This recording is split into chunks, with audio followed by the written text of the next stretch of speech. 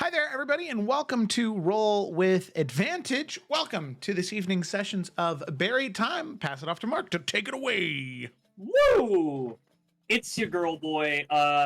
Welcome everybody to another chapter of Buried Time.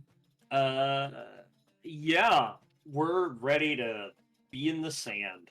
So, we're about halfway through the campaign right now, level 9. They finally made it to the buried ruins of Katena Pet, but before we jump in, I do have a couple of announcements.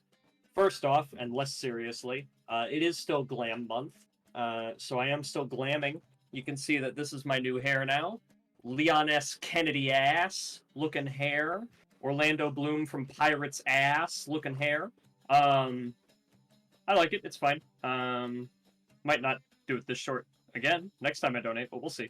And second thing, more seriously, you may notice that Eric, the player for the Druid Harrow, the halfling in our party, is not here, and was also not here last session. We had a bit of a conversation, and due to just scheduling conflicts and time investment and things like that, Eric and I talked a bit, and it seems like it would be best if he stepped away from the campaign. And as disappointed as I am, it was his own decision, and I totally respect it. Especially now that we're approaching the halfway mark of the campaign, and it's things are getting a little more involved on the plot and character end. Totally respect his decision to take a step back. So, unfortunately, we will be proceeding with a party of 4 as opposed to 5. They're down a druid now, which will slightly change the party comp, and they're also down a T-Rex, which is really proven helpful more than once.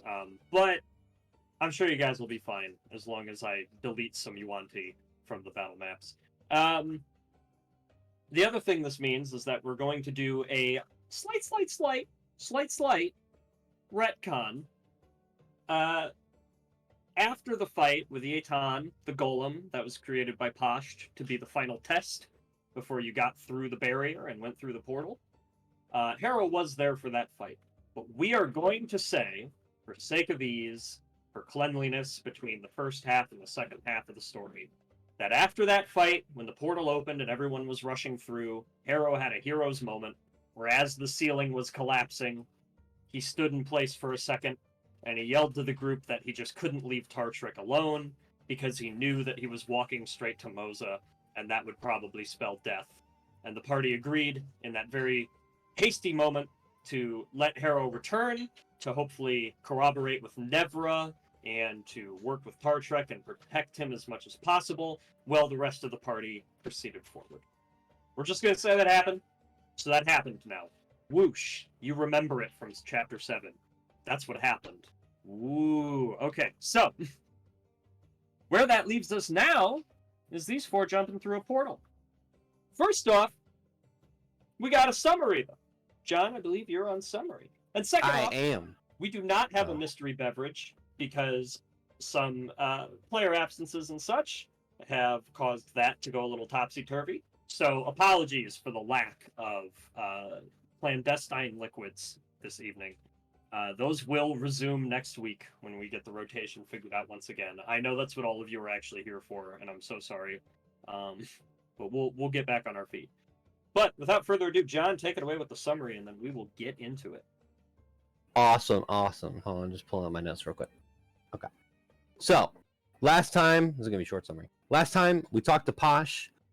We got more information about the manipulation of time and where we were possibly headed going forward. Posh gave us some interesting lore information, but also telling us the dangers that would be ahead of us, and telling us that on top of the 2 trials we had prior, we had 1 more trial before we could go through the gate and go into the past. And it was to fight the golem, whose name escapes me.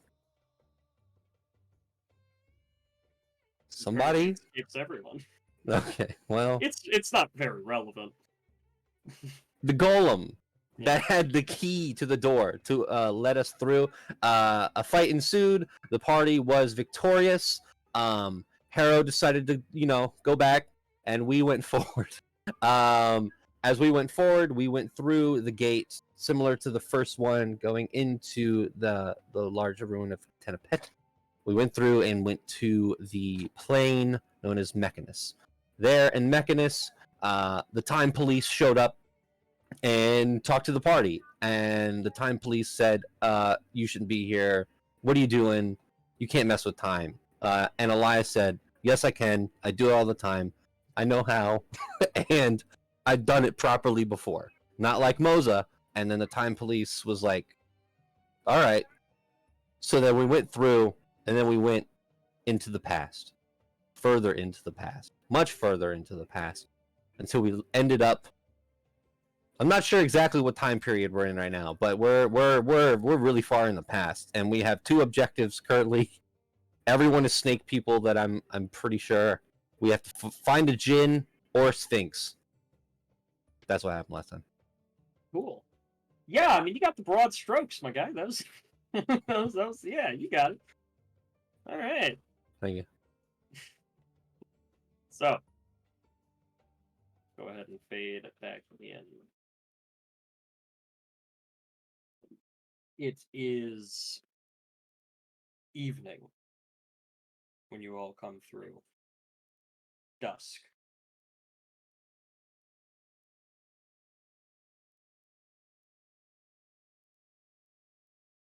As you arrive on the other end of that portal, your brief glimpse into Mechanus, you're greeted by a wind that implies a vast openness ahead of you. Right now, you seem to be underground.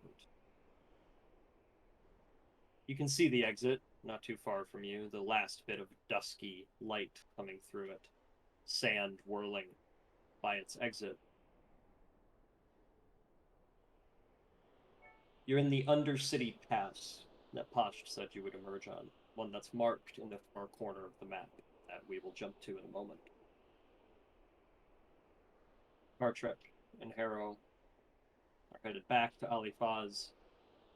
You, meanwhile, according to Posh, are simultaneously still in the present and dipping your toes 800 years in the past.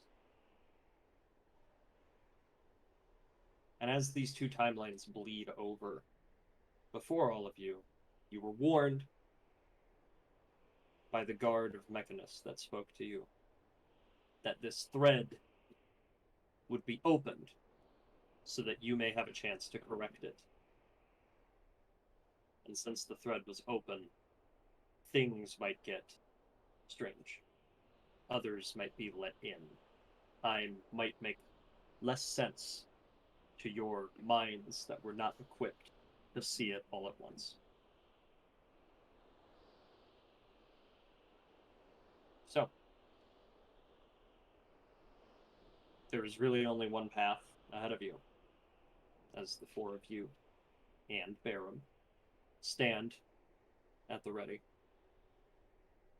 Just about 50 feet ahead, a narrow and steep staircase made of these large, brown, impossibly smooth cuts of stone that had to have taken hundreds of hours of work for people to make. Other than that, the tunnel ahead of you and behind you just goes into darkness. It seems completely sealed off. And those of you that do have dark vision, it goes for a very, very long time. This Undercity Pass, as you've been told it's called,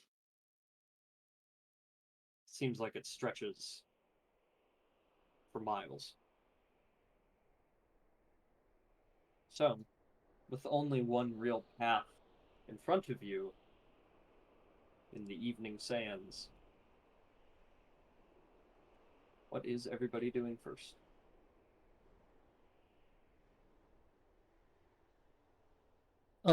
Being in a new part of the desert and obviously being aware that it's like a new time, I know Devuk would be very curious to see how his hive is behaving. once we get through the portal, and kind of checking to see if anything is wrong with the queen and everything. Okay. So, Davuk, you take out the throne room that you have for your queen, this lantern-like mechanism that you carry with you at all times, ornate, protective. Slightly open the door, try to commune with the queen and await some sort of response. And as we've seen in times past, the way that the two of you communicate is not necessarily through language, but through emotional vibration, oneness with one another. Queen is tired right now, weary, and a little concerned. But there does seem to be a determination under all of it. You are once again assured that though things may be strenuous and the choices you have to make difficult, you are on the right path. As far as the rest of your swarm goes, they're moving a little more hesitantly than they do in the normal desert surfaces of Cartasia. The swarm as a whole seems to have felt a shift in the air, whether it be the physicality of the air itself, or something deeper, something magical that they are able to sense. Things are different, and the entire hive is cautious.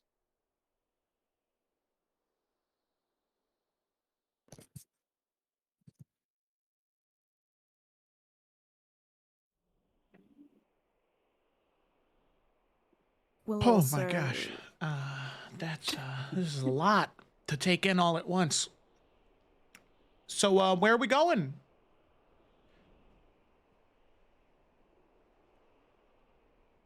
Well, Who has sure.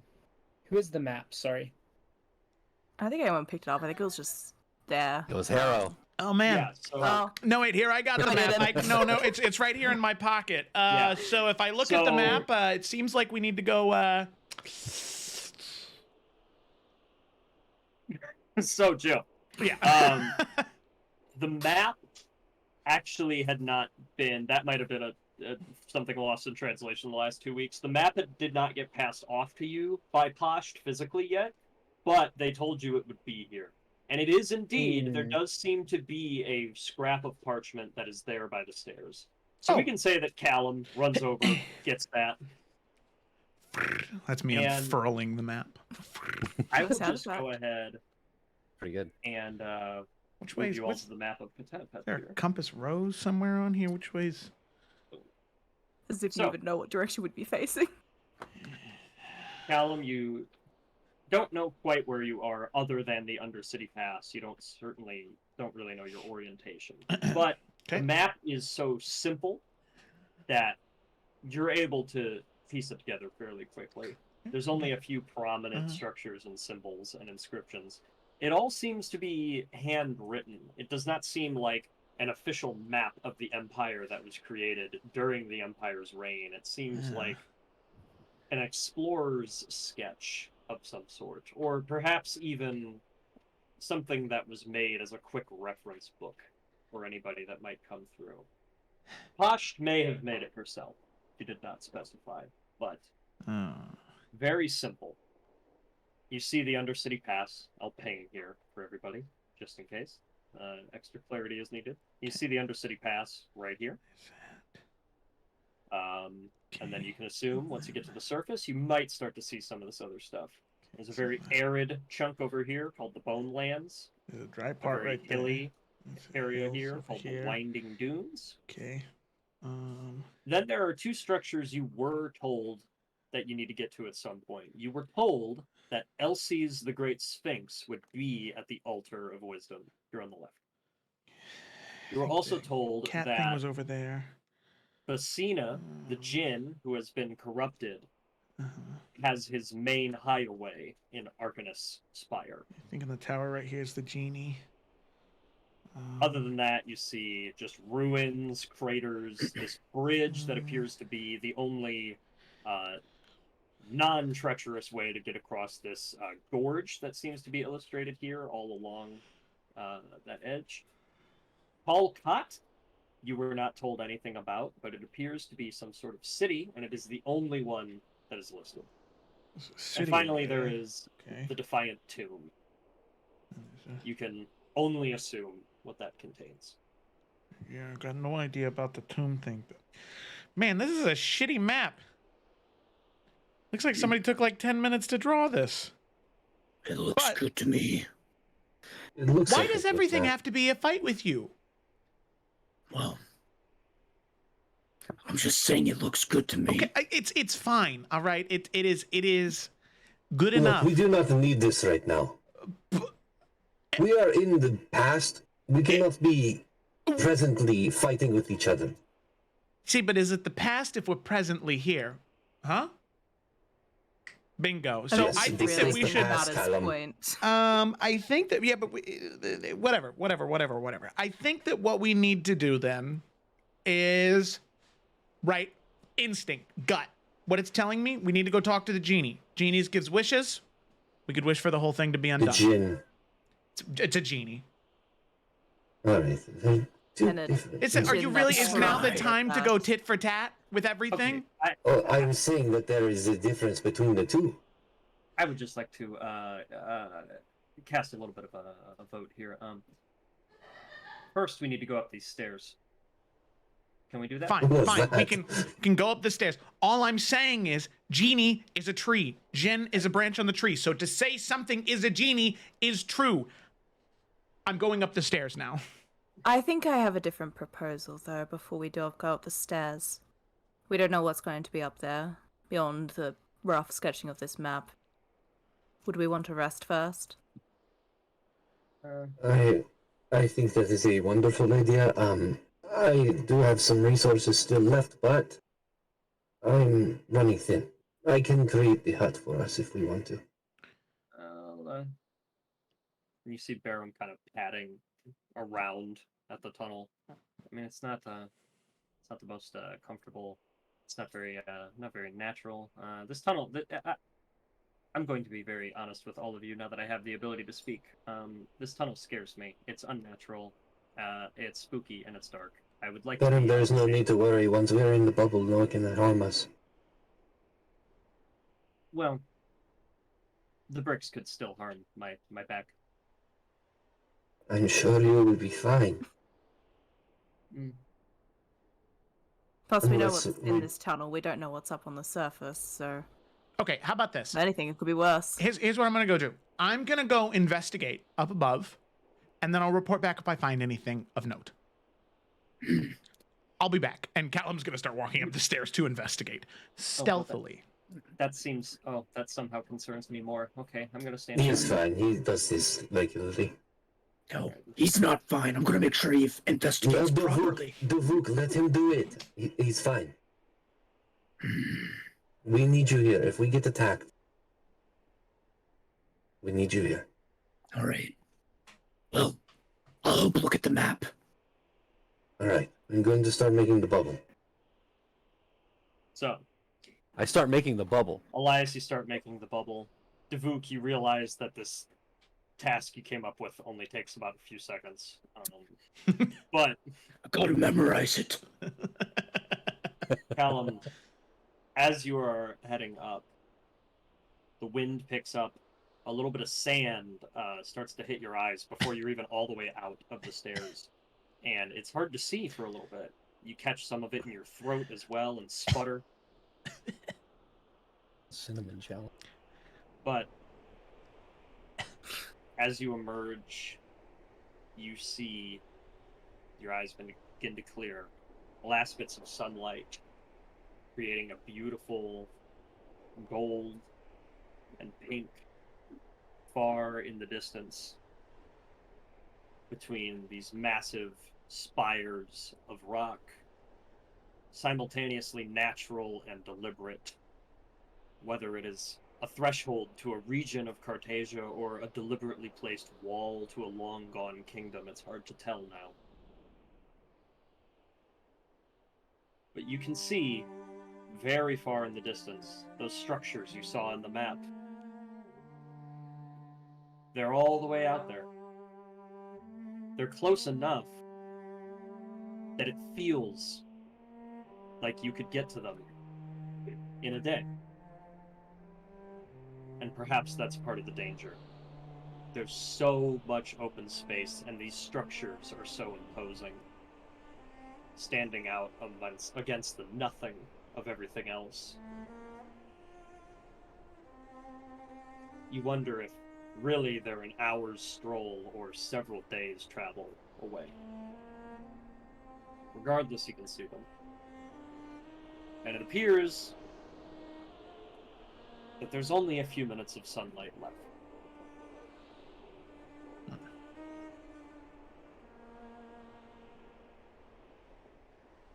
Okay. But as I'm sort of looking out, as the sun is fading, I don't necessarily see any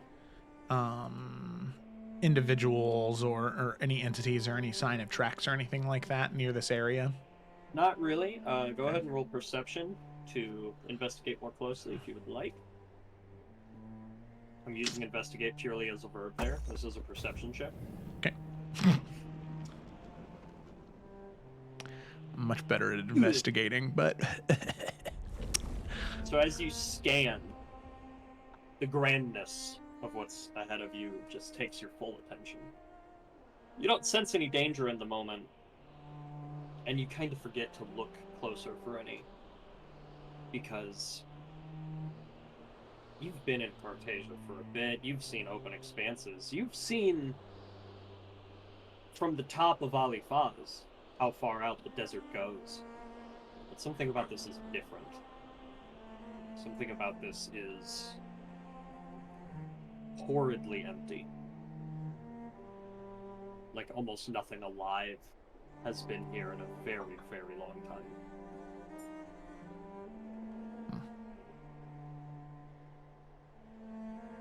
Okay. Well, then if that's the case, he would head back down the stairs back to the party inn and inform them that at least in the imminent area, it doesn't seem like anybody or anything is near here. You'd kind of be like, yeah, so I took a look around, and we're good. We're here. Everything is really close. There's no scale on the map, so yeah, obviously we didn't know how far away things are, but yeah, like I could see all the buildings and everything, so wherever we want to go, it's about a day away. So. That is good. Oh, yeah. Yeah. It's awesome. Is the bubble done? Sure. The bubble is done. We can go in. The Perfect Vuk time. kind of walks in looking at the map. Stretching out this task. And then he'll pop a squat, still looking at it, kind of going, Do you need help, Vivuk?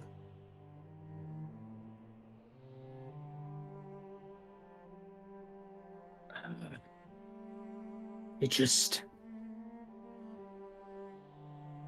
I'm worried about time.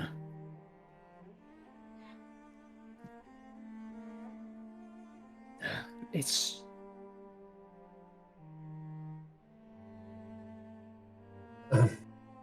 I don't actually think we need to worry about time. Because we are no longer in our own timeline. What happens here was in the past.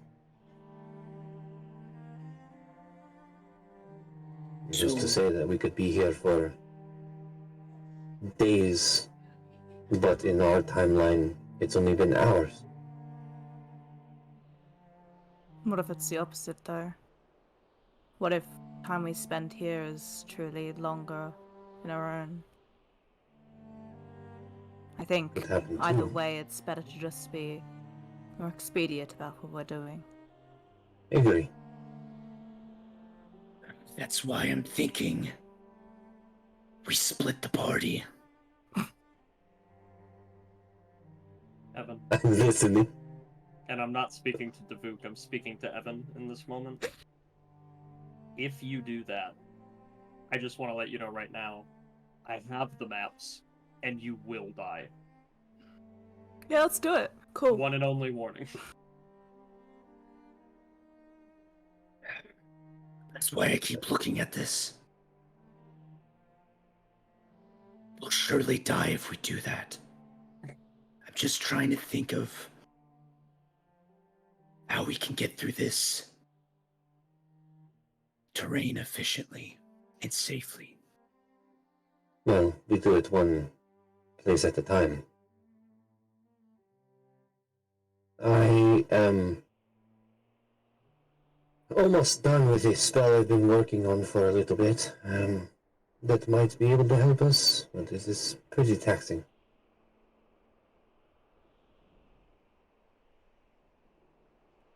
Give me some time. Well, if we're going to rest here, you'd have the night. And I will work harder to get the spell ready. Are we on food and water? I know we lost Taro.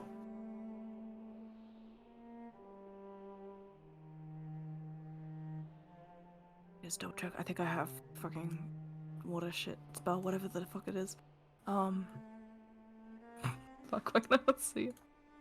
You should have in your list as a paladin, I think there's something. Yeah, create food and water. I don't have it prepared though, but you know, next morning Yeah. we'll be fine. Yeah, so you just trade something out and prepare it tomorrow. Think I could handle it in his absence. Good. Mark, is there anything like significant Davuk would be considering we're going through a desert that he's especially not familiar with?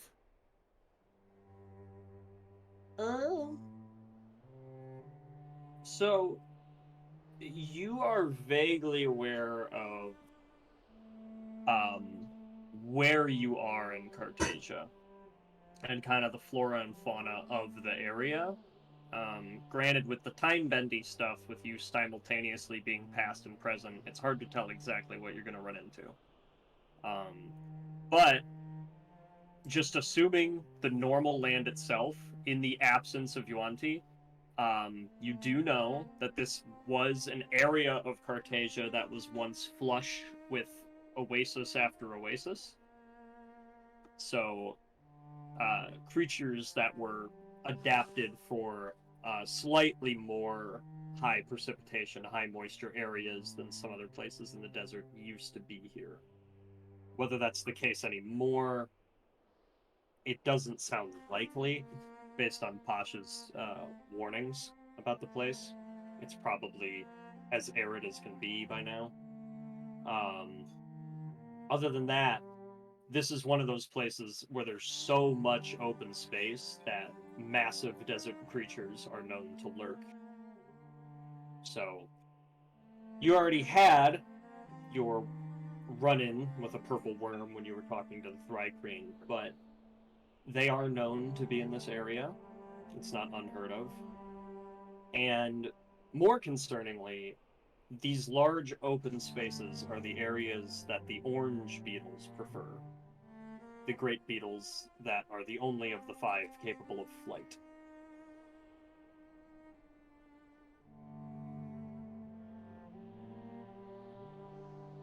All right. I would just assume that Davuk kind of conveyed this, at least at some part, through the night while we're resting and while he's been trying to plan.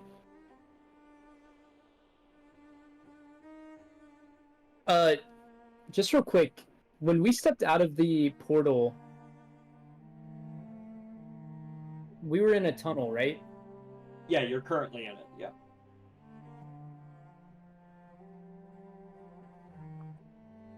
Okay. Yep. Hmm. Alright. Anyone else got anything before bubble time and whatever, however you guys want to handle the night with watches or etc.?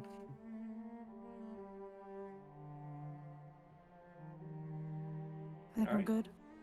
Happy to do a first watch as well. I want to do a watch with Davuk. I'll do the watching with Lindsay. Sorry, we're level 9 and I'm reading some of the spells. You still have that I your voice get. mod on, mate. Because I am Elias. Oh, funny. Alright. Boom. Nighttime on the screen. Boom. Winds calm down a bit. Okay. So, you settle in to at least one more peaceful night before who knows what tomorrow.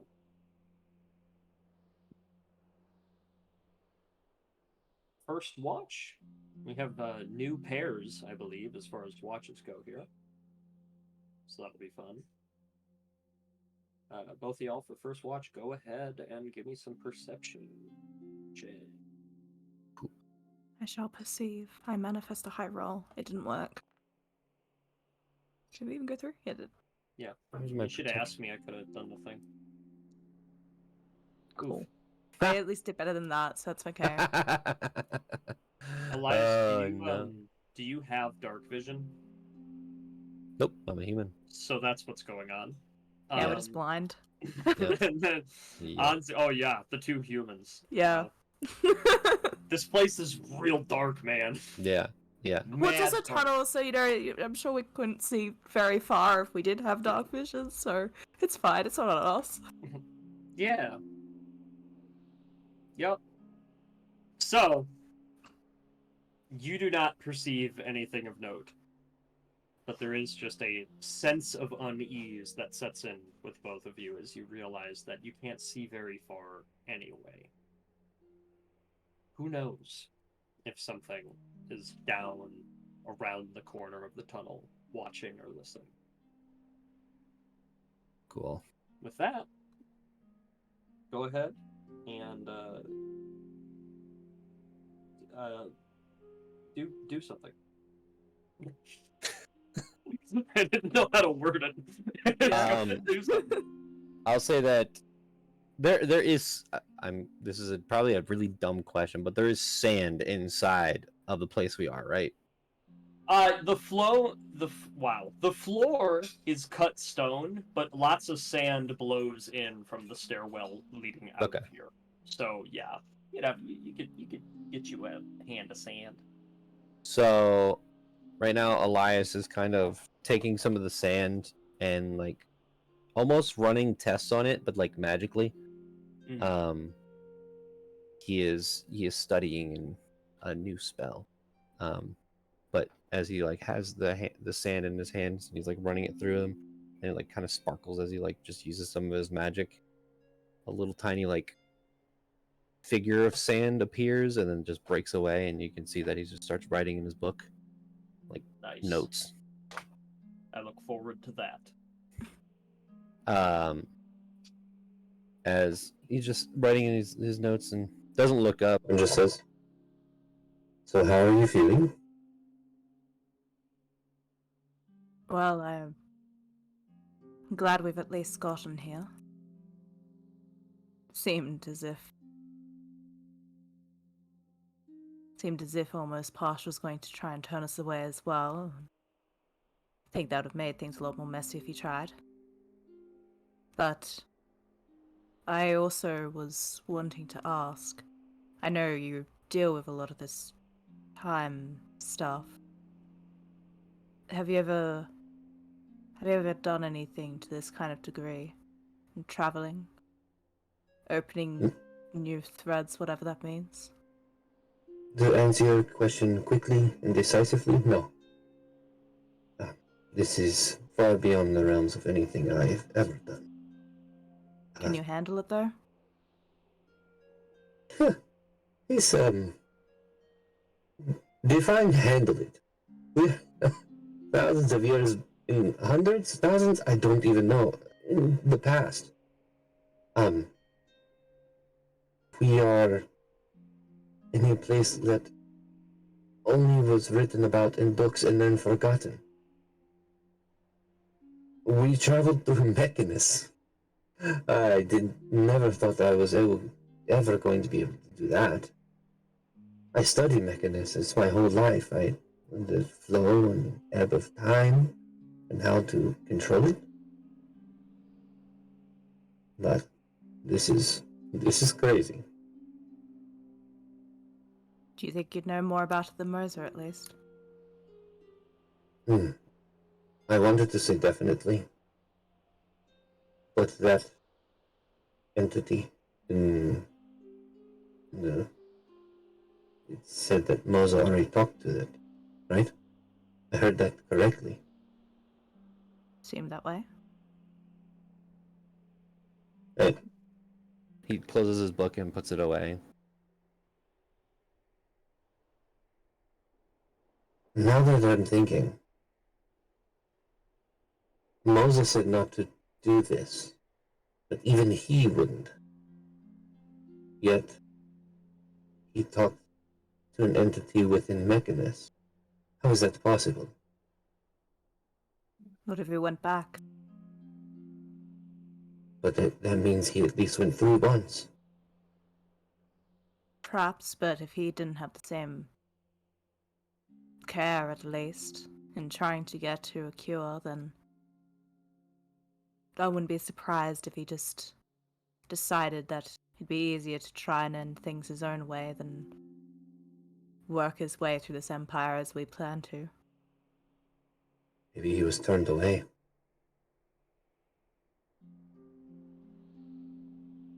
From the trials?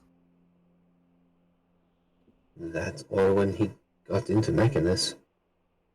I mean, he got past the trials, unless he got to Mechanus a different way. And if that's the case, then he has magics far beyond my understanding.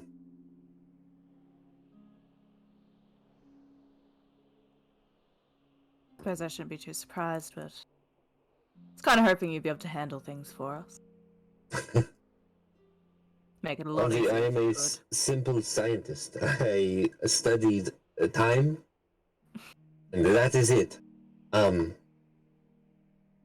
I can help as much as I possibly can, and of course I will continue to study and learn from what we do around. But I'm out of my league here. Well, at least you know more than us. At least the rest of us, I think. I don't know, Callum confuses me. I feel more than he confuses himself sometimes. But Callum is resourceful, though. that's true. He doesn't look at things in a logical sense, which is good, because if you look at things in a logical sense, you miss a lot of details should you look at it otherwise. Well, then I guess My we've whole got your logic and his spontaneity? I don't even know what you'd call it. Resourcefulness, yes, that was the word you used. I would say street smart. And, well, you are a great fighter. Davuk as well. Davuk is more in tune with nature. You can help us navigate. You can help us kill all the snake people. And I'll be in the back. Casting magic, I guess. Can't exactly attack time, so that's why we need you for that. No, but I can attack everything inside of this realm. I'm sure we'll figure it out. We will. We have to. Alifaz would have sent all of us for a reason anyways, so I'm sure we'll be fine. Okay. We'll have to be No, at least. no, I can't do it. I can't do it. And you both turn around and you see Barum, who had been curled up, trying to sleep, just gets up, back on all fours, and starts just like pacing in a circle. It's uncomfortable. I can't do it. I can't do. I was born in celestial grass. Putting up with sand was already a challenge, but I adjusted. This is rock. I want to sleep outside. Can I sleep outside? I mean, you can. You won't be protected by the bubble. I'll get you back if anything does happen. But It's a lot hotter out there if you want to. you can sleep outside. Thank you, my lady. And he will just kind of dignified take a step out the bubble, and you'll hear him. I don't know. Does he have keratin? Or are they hooves? But I think he'll- they're like llama hooves, you know, like little yeah. two thing. I don't know what it's called. So you'll hear his foot teeth going up the stairs, clopping and slopping, and yeah, he's just gonna go sleep in the sand. Where did you get that thing that lets him speak? No, it's from the cat. Did we ever figure out where that thing is from? I mean, it doesn't feel- matter now. I feel. I think it wasn't confirmed, but Posh seemed to like. So, last session, Barum started to. Poshed at one point was like, "Where'd you get that?" And Barum started to Yeah. answer. Because Posh made the Posh thinger. mentioned that they made that amulet. Yeah, so I assume then. Flipping back, that the cat is somehow either related to Posh as a pet or servant something, or I suppose the Empire itself. Well, I'm going to continue studying. Seems the magic of this place is much different than our timeline. Letting me figure out some things that I didn't figure out before. If you need me, of course, just tell me, but I almost have this one figured out. Of course, I'll leave you to your studies then. And he opens his book and pulls the sand up again, and there's an even bigger sand person that then almost starts to solidify as like mud, and then just breaks, and he writes that down.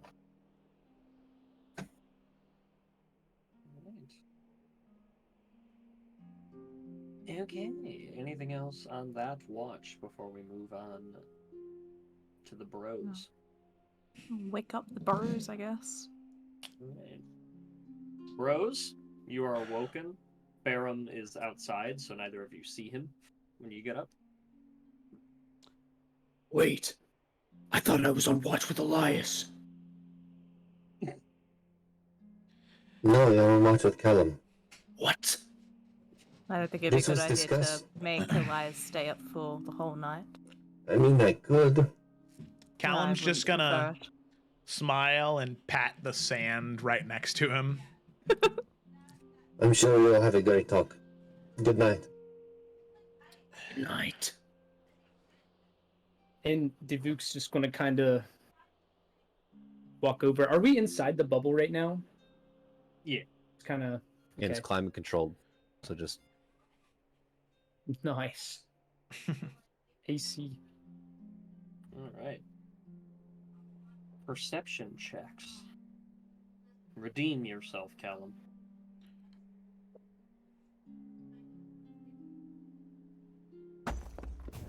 Oh, Nice. Nice! Nice! Alright. That will matter at some point.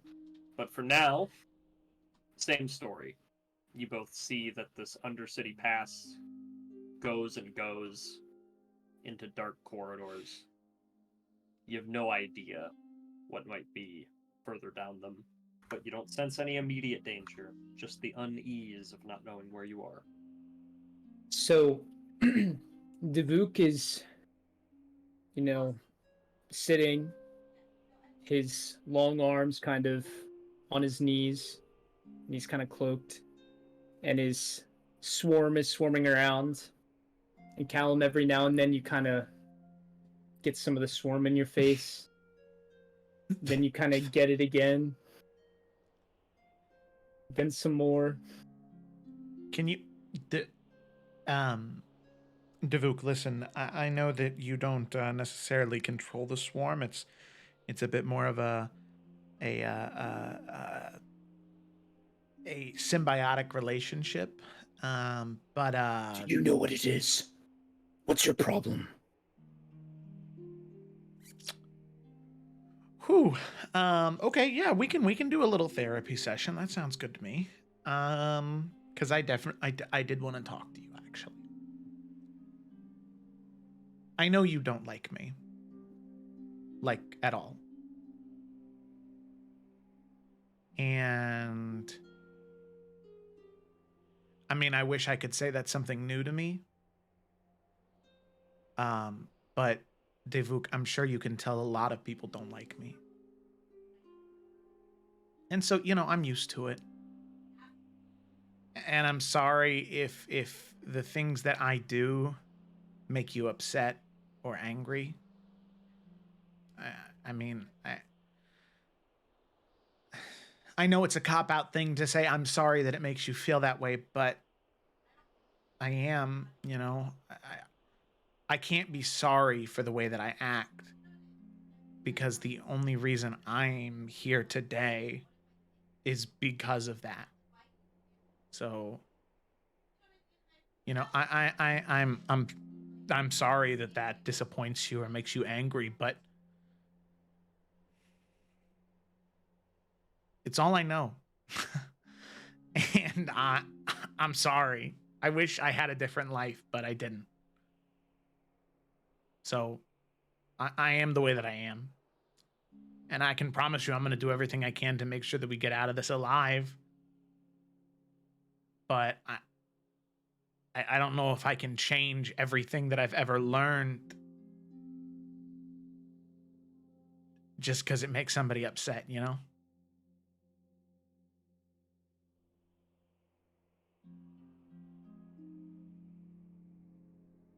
I never said I hated what you are or what you do. I hate the thing that you did.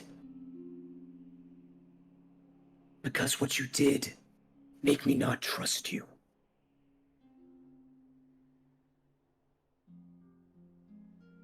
I've survived a long time in the desert.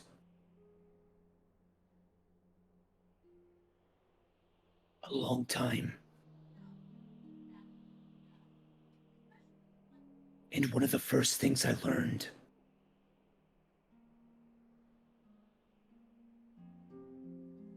was that you do not lie to those you are trying to survive with.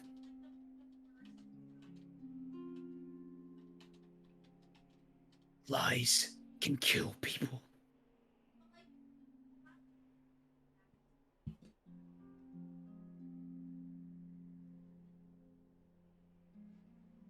It confuses me why Olivas chose you when it seemed easy for you to put us at risk. Everyone else that Alifas chose.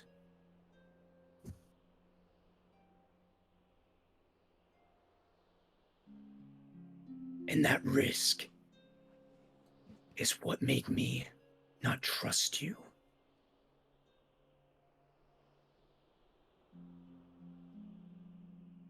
You do what you do very well.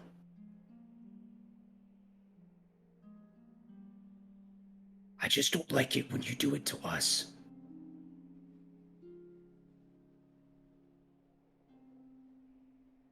I get that. I do. And from now on I'll try and be better about that. And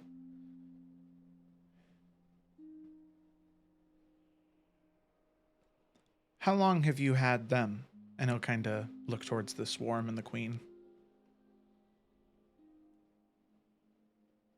He's going to kind of look down at the queen's sanctuary that sat next to him.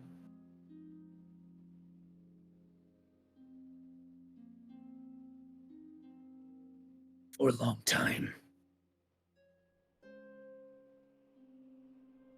Probably longer than half my life now. That's nice. You're used to working with somebody, even if it is a fey bug thing. No offense, I just don't know the proper words to describe it. But Davuk, I've been alone for a long time. As long as I can remember. But if it will make you be able to trust me more, I won't hide things like that from now on. Okay? Well, yeah, next time tell me, because I'm a good liar. That is... I play dice. Yeah, and you beat me, I remember. You are a good liar, Davuk. Because if you told me that one time where you lied... I get it. I know. I understand. And if we're just being honest, I have another gem too. I took 2. Oh my gosh, I don't even know it. I found a second one because I thought it'd be useful. I didn't want to keep it. I've got enough money, you know. It's not like I just thought it would be useful. So I had 2. I still have 1. It's an emerald. I gave them the sapphire. I mean, do you want it? Would it? He pulls out the emerald. I mean, that's pretty nice. Davuk's going to kind of like... I imagined he was kind of turned away from you a little bit, just kind of like nodding over it. Now he's turned around to look at it. So if you give me this, I can tell people that I don't have it. But yeah, so if I have it, I don't tell anyone that I have it. Unless they're part of the lie. And then... Wait, Davuk, wasn't the whole point of this was to be more honest? But No, you told me the lie. And now you're giving me the emerald to help you lie. Sure. Yeah, you're part of the lie. We're like we're like a couple of con men now, right? We're in on the con together. I will have to tell the others. Okay, yeah, sure. But not anyone we're lying to. Yes, that is a good... You never want to let the person you're lying to know that you're lying. That is a good point. Right, yes. Right, yeah. But you knew that already. You know what? When you put it like that, it kind of just clicked, you know? It's like when you light a candle, you know? It's like a mage light, boom, on, you know? Yeah. Anyway, here is the emerald. And I'll put it in his palm and shut the palm. And perhaps that can also be a peace treaty to not have your swarm fly in my face for the rest of the watch. Is that possible? Yes, yeah, I'll tell him to stop doing that. Okay, thank you. I really appreciate it. I do have a question. Yeah. The things you do, how did you learn to do it so well?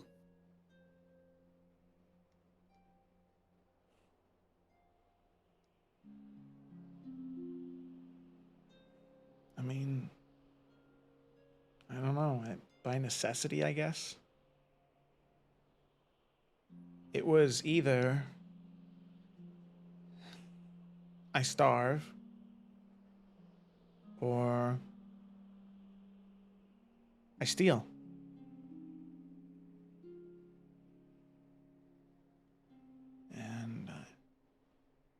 I already had a lot taken from me, so I didn't want anything else to be taken from me, so I started taking from other people, and I don't know, just always right place, right time, I guess. And I just got better at it.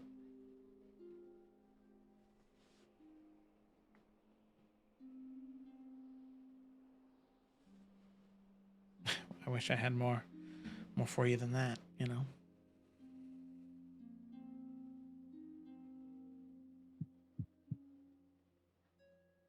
Yeah.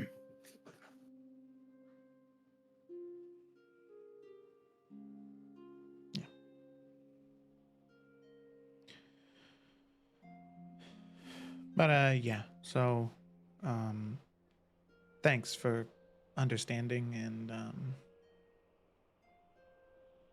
I do appreciate having you here, because I guarantee you that if we had to traverse through the desert with, like, I mean, I guess just the three of us now, we would definitely get lost as hell, and we would probably all die. So I'm happy that you're with us.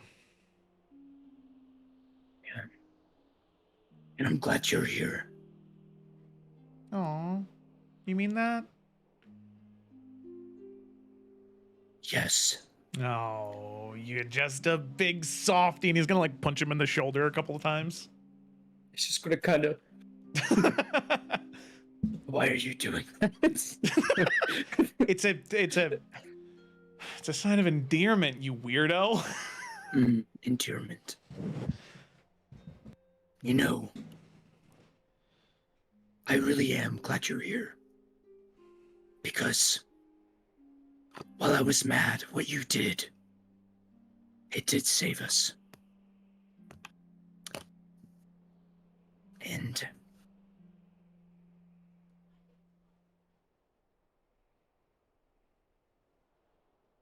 I do believe, even though it made me mad and I didn't want to believe it, Alivaz chose you for a reason. I have faith in that. No. And I'm starting to see it, but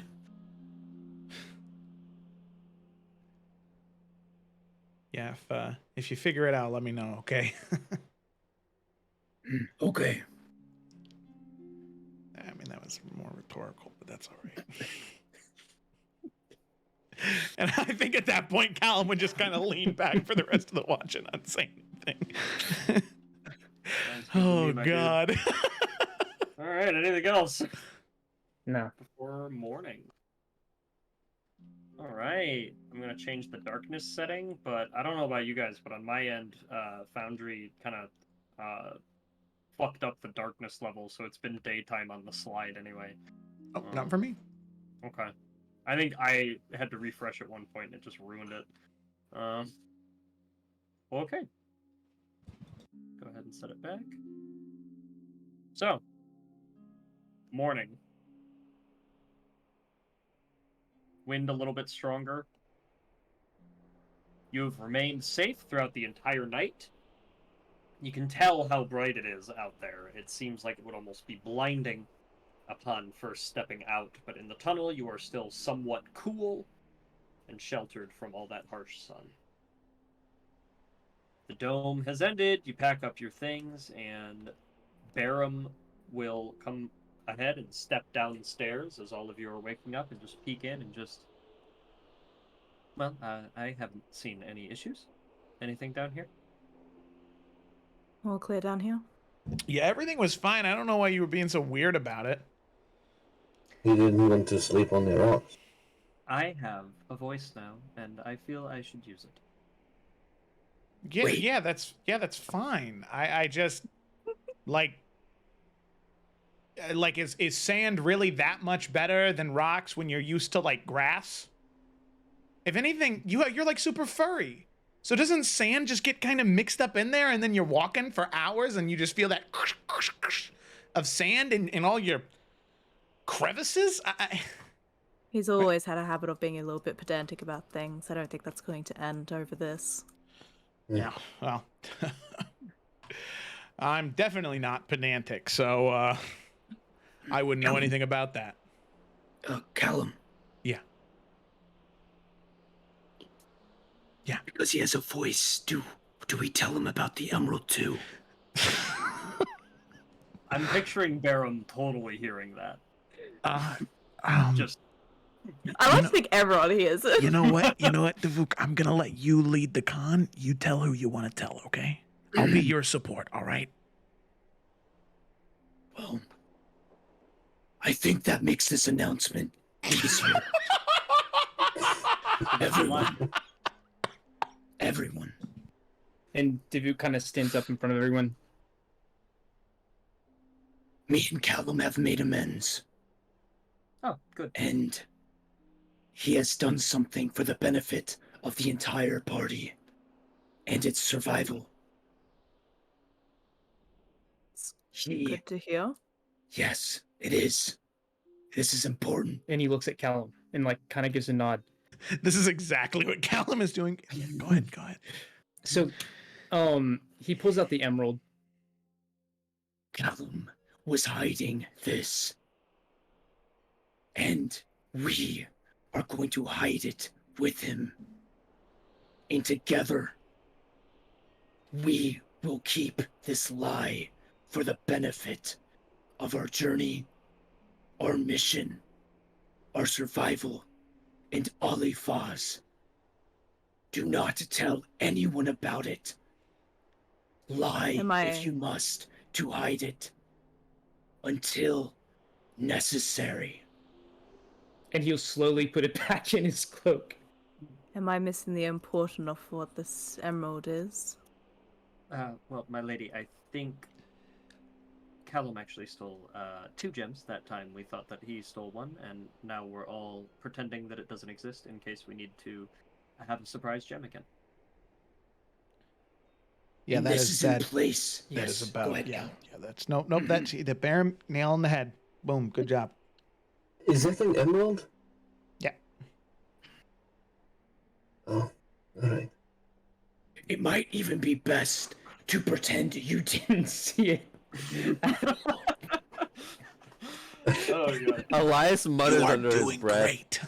Elias mutters under his breath, but probably because he has the mask on, it amplifies his voice. But you hear. I mean, I probably could use an emerald for spellcasting, but it's okay. I'll forget I saw it.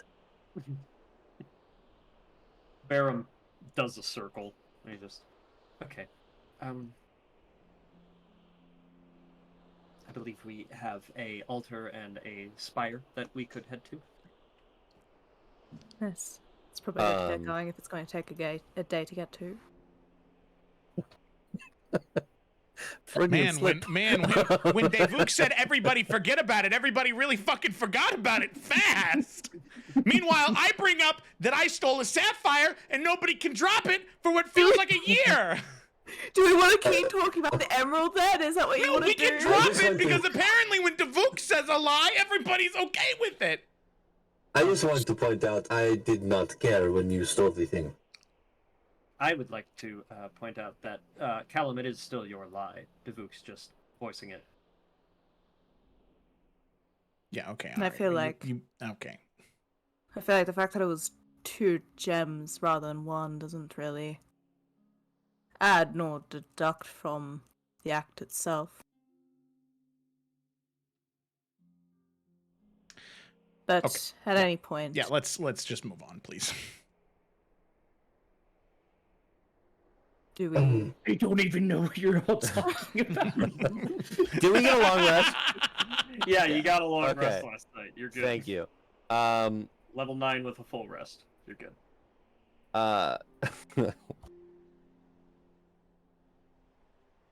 Elias is going to open his book and looking at it, look to the party and say, Alright, so do we want to walk to our destination, or would everyone like me to summon a dragon? Certainly that. When has that ever been an option? I just, along with other things, figured it out last night. You Sorry, go ahead. Keep going. Nope, that was all Callum was gonna say. You Mark, I was going to ask,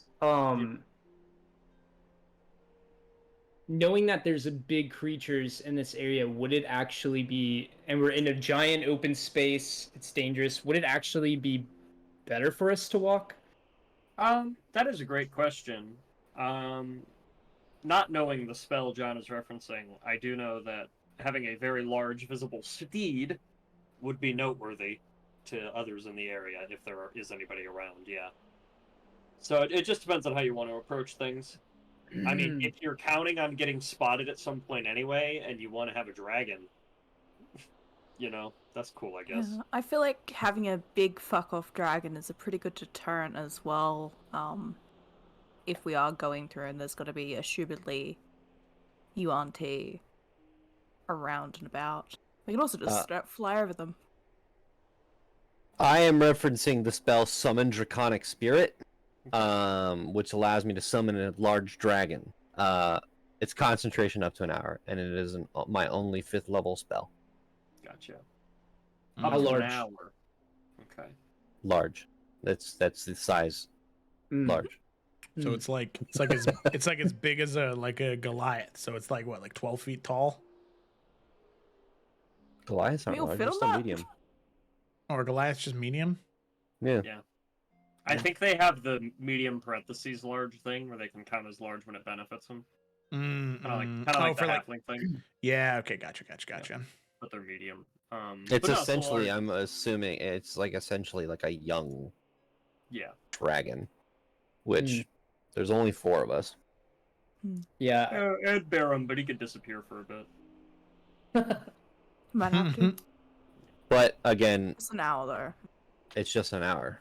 Yeah, that might be best for like express traveling when you need it, as opposed to because I'll pull you guys to the map right now so we have a better idea of the mechanics here. So Barham is representing the party down there. Check them out. Say hello. Yo, Go ahead and unpause the game too, just so everybody can move that. But oh, that's awesome. Foundry disappeared everything. Okay, hold up. No, I'm good. It's fine. Oh, it's just if I click on his token, everything disappears. Well, that's a problem. Because that token doesn't have vision. That's what. I mean, I've got it selected, so it seems like it does. I would Yeah, just remove the whole vision thing from the map itself, and that'll just work. Yeah, I have. Well, that's the thing, though. I have token vision and fog exploration unchecked, Oh. so it should be. Is it the darkness setting that's not working? I don't know. I don't know.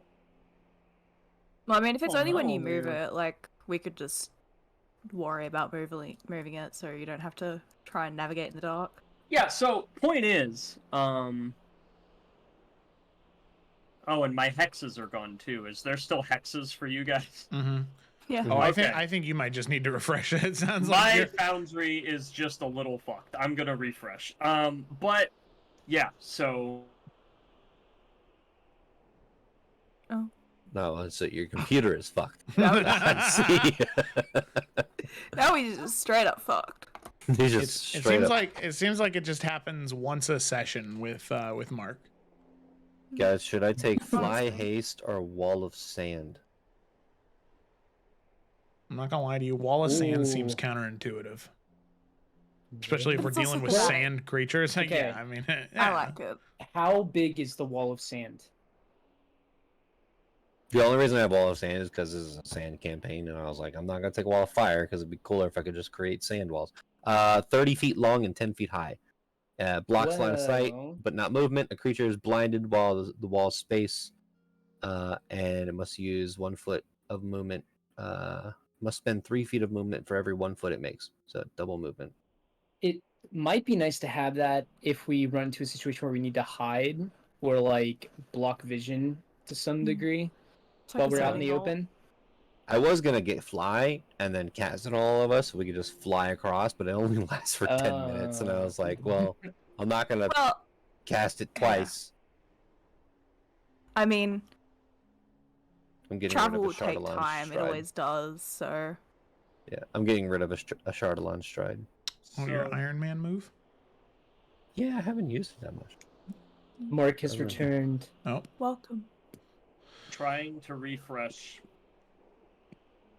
was bad. But I think things are better now. All right. What did I last say? This is a map. We'll go from there. So hexes are going to represent roughly a quarter's day of travel. So, under normal circumstances, the party can move 4 tokens per day, assuming you want to get your 8-hour long rest at the end of it. So, every hex is roughly 4 hours. There's going to be some variation there. If you spend a significant amount of time doing something, obviously the amount of hexes you can travel can go down. There might also be in certain areas terrain challenges where you just aren't going to be able to move as fast and things take a little bit longer. But for the most part, we're looking at 4 hexes a day for standard things. What do you all say? Like, just thinking, because if we went all the way to the, isn't the options Altar of Wisdom or the Arcana Spire? Well, we need to do both is the thing. Right. Much, Yeah, but 'Cause that's if we our went- options, like either or right Yeah. now. So if Yeah, we either went or and all Spire. from where we're at now, if we went all the way to Altar of Wisdom, we'd go all the way to Arcana Spire. That is a ton of time. While if we just went up, it'd be a shorter amount of time to get to Arcana Spire. Then we could go to Altar of Wisdom and never have to go back to. So, like, if you just count the hexes, if we went all the way over to Altar of Wisdom, that's a lot of hexes.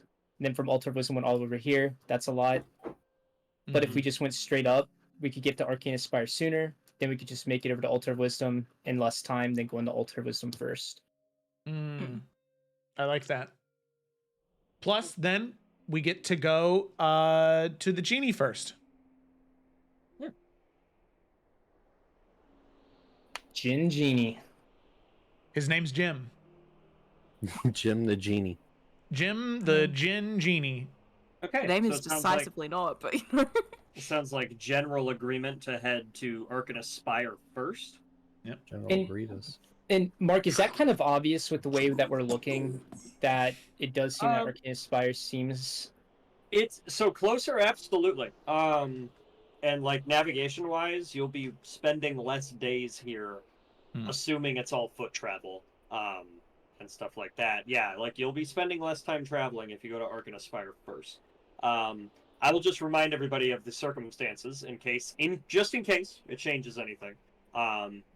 The circumstances are basically that the Great Sphinx is believed to be at the Altar of Wisdom, and the Great Sphinx Elsies has the magic necessary to create the cure.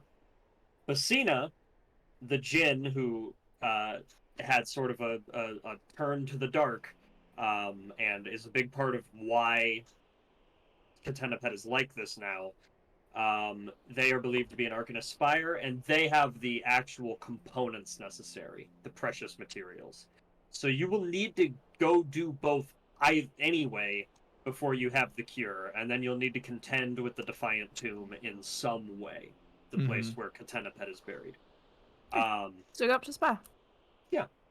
The only thing, basically, other than the basic navigation stuff, is like, which one do you want dealt with first? Because it's not just the materials and the magic necessarily, it's also like, do you, for any reason, tactical or otherwise, do you want to deal with the genie first, or do you want to go talk to the Sphinx first? All right. That's Maybe a we part can talk about it. I feel like even with that though, like getting the genie, since they're on the side of Katenapet, dealt with first would probably be better than letting them kind of realize what we're doing and then, you know, potentially making more issues with us. Like if we can hopefully knock them down, that would, I feel like, make things easier for us as well. So my vote is still Spire. Like Devil's Advocate, the Sphinx might have further information that could help us deal with Basina, but then it would be kind of like we go to Altar of Wisdom, then Arcane Aspire, and then back to Altar of Wisdom, and it's like Mm-hmm. I don't know. Potentially, I don't know if that's actually how it would be, but And we also have no guarantee that the Sphinx will help us or not. mm, So it's Yeah. like we're doing That's that true. on the off chance that we are able to convince them that, you know, we're worth it. Yeah, Messina definitely is like leaning evil, if not evil. Elsis is. Posh made it sound like Elsis is probably a neutral party. So, hard to say. So I feel like it's just easiest to just say the Spire is worth it. In travel, I feel the option as well between components, the actual making of it. So, Spire. that's Cool. Tavuk's vote. Yep. Same. All right. Spire. All right, Mhm. so. Spire. Okay, so you all gear up to head north, getting through that main threshold. And as all of you do so before you get moving, just have one little thing here. So you all pack up. Barum gets ready to go. You emerge from the Undercity Pass. You see what Callum saw last night, now in full brazen glory. It is very bright out here right now, and it threatens to remain this bright for the whole day. All of you squint, your pupils reduced to a dot as soon as you get out. With a bit of time, you adjust, though, as much as you can. But between the sun and the sand, you'll want to be covering your brow pretty much the whole time you're trying to make it through here. As you gear up, though, use the sun to orient yourself north and get ready to start heading into the winding dunes in order to get to Arcane Aspire. Something a little strange happens. Just sort of in the open. You okay, John? You good? Okay. All right. I get those sometimes. In the open, something a little bit strange happens as you're all gearing up. There's a ruffling fabric sound mixed in with the wind. You all hear it, and it's a normal, mundane sound, but Elias, with your passive perception of 15, it strikes you as quite peculiar at first. There's no fabric out here. There's no nothing. There's no structures. It is just rock and sand and space. And so you look, you get some of the others' attention. And then somehow around a distant corner there are figures. Looks like two humanoid people, several hundred feet away from all of you, that are talking to each other. Do all of you approach? I mean, do they seem to be Yuan-Ti? Not from here. There's no immediate serpentine quality to them. They just seem to be two humanoids. Do they look like they have like weapons or armor or anything of the sort? No. You can't see that in their silhouettes or anything. But for much more detail, you'll have to get a little bit closer. But you don't see any scabbards, bows, anything like that.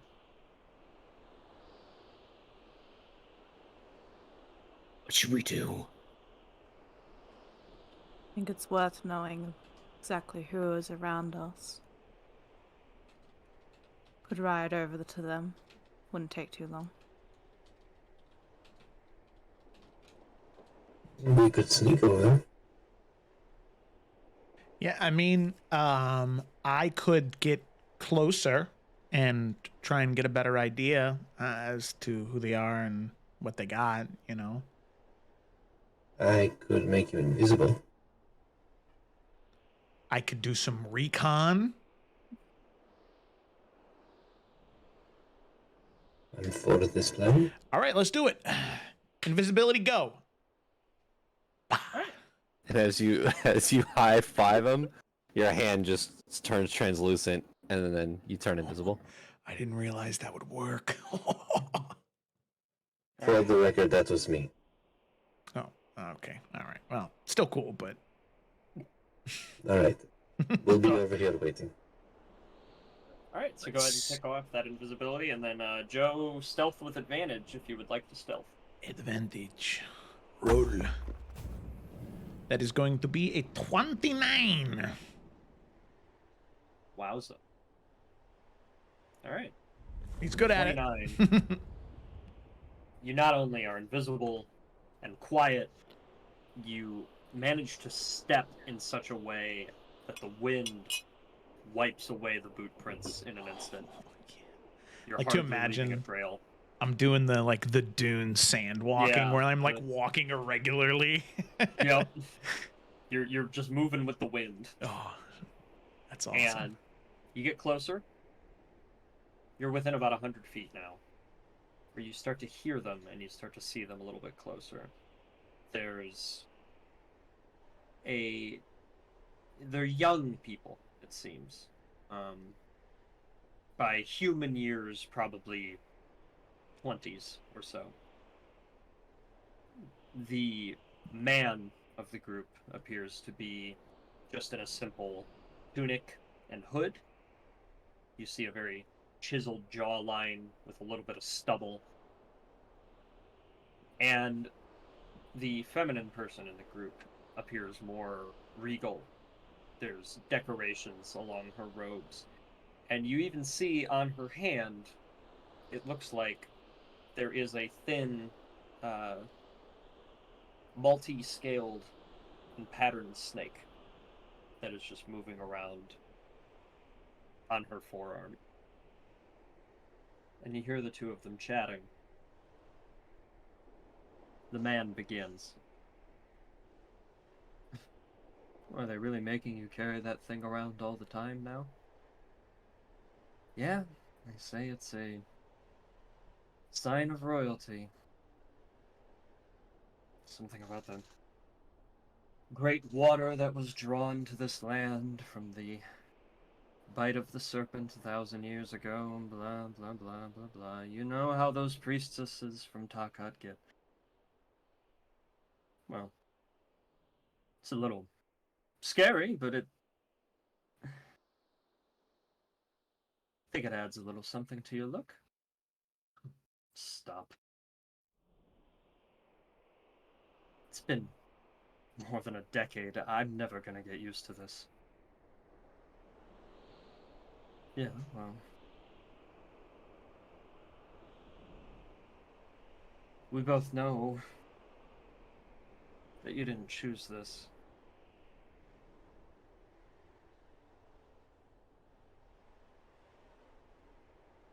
But I choose this. Regardless. And you see the woman lean in a little bit more. You understand the consequences if they catch us doing this, right? You understand that the firstborn of the Empress is a very important thing. What are we going to do if this goes wrong? The man leans back a little bit.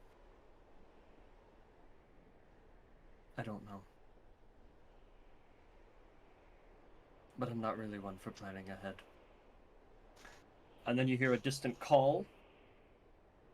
Katana Pet! You're called for duty. And you see her panic a little bit and just, I gotta go. And she presses her hands against his chest and runs off. And Callum, as you're watching, the two of them, you hear that ruffling of fabric again, and they run into the open air and just disappear. Much like you just did. And as they do, the fabric fades away as well. And they're just gone. There's not even footprints on the sand where they were. It's like everything you just saw didn't even happen.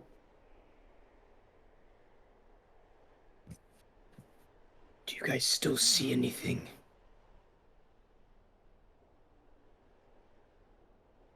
I don't. Callum will, Hopefully Callum's okay. Callum will come back, and he'll tap Davuk on the shoulder, but then still like skirt around, What's not wrong? come out of invisibility. I think I felt something. Is Callum out of invisibility Nope. right now? No. I think something is around us. He's gonna kind of. He's gonna have his hand crossbow out, another hand on the emerald. Mark, This- I would like to look at the ground to see footprints. Well, with his 29, Callum is still doing pretty well. But I will Shit. say that Davuk, upon being alert, your swarm might start to pick him out and outline him a little bit. Okay, all right. I can't drop invisibility because it's not mine. But as he's just an invisible voice in the area, he'll say, yeah, there's some weird stuff going on here, which I know we were all aware of, but so I think that we might kind of see things that are like mirages, but are like echoes of the past, even though we're in the past, I think. So pretty much I saw two people. I think one was the ruler of Katenapet. And it seems like she was having a little relationship with somebody that she maybe shouldn't have. But then she got called away. And then they both kind of faded into the desert. But But it they was- were not people then. I don't Not really. think so, because there was like a ribbony noise.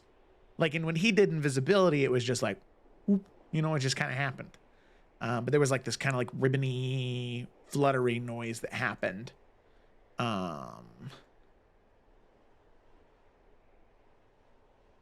That.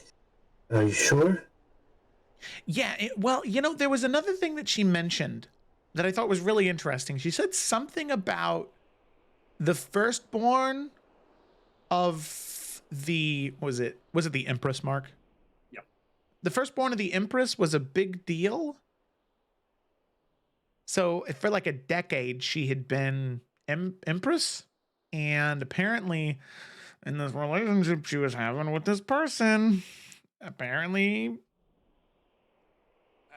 there was a child put into the mix that should not have been there. So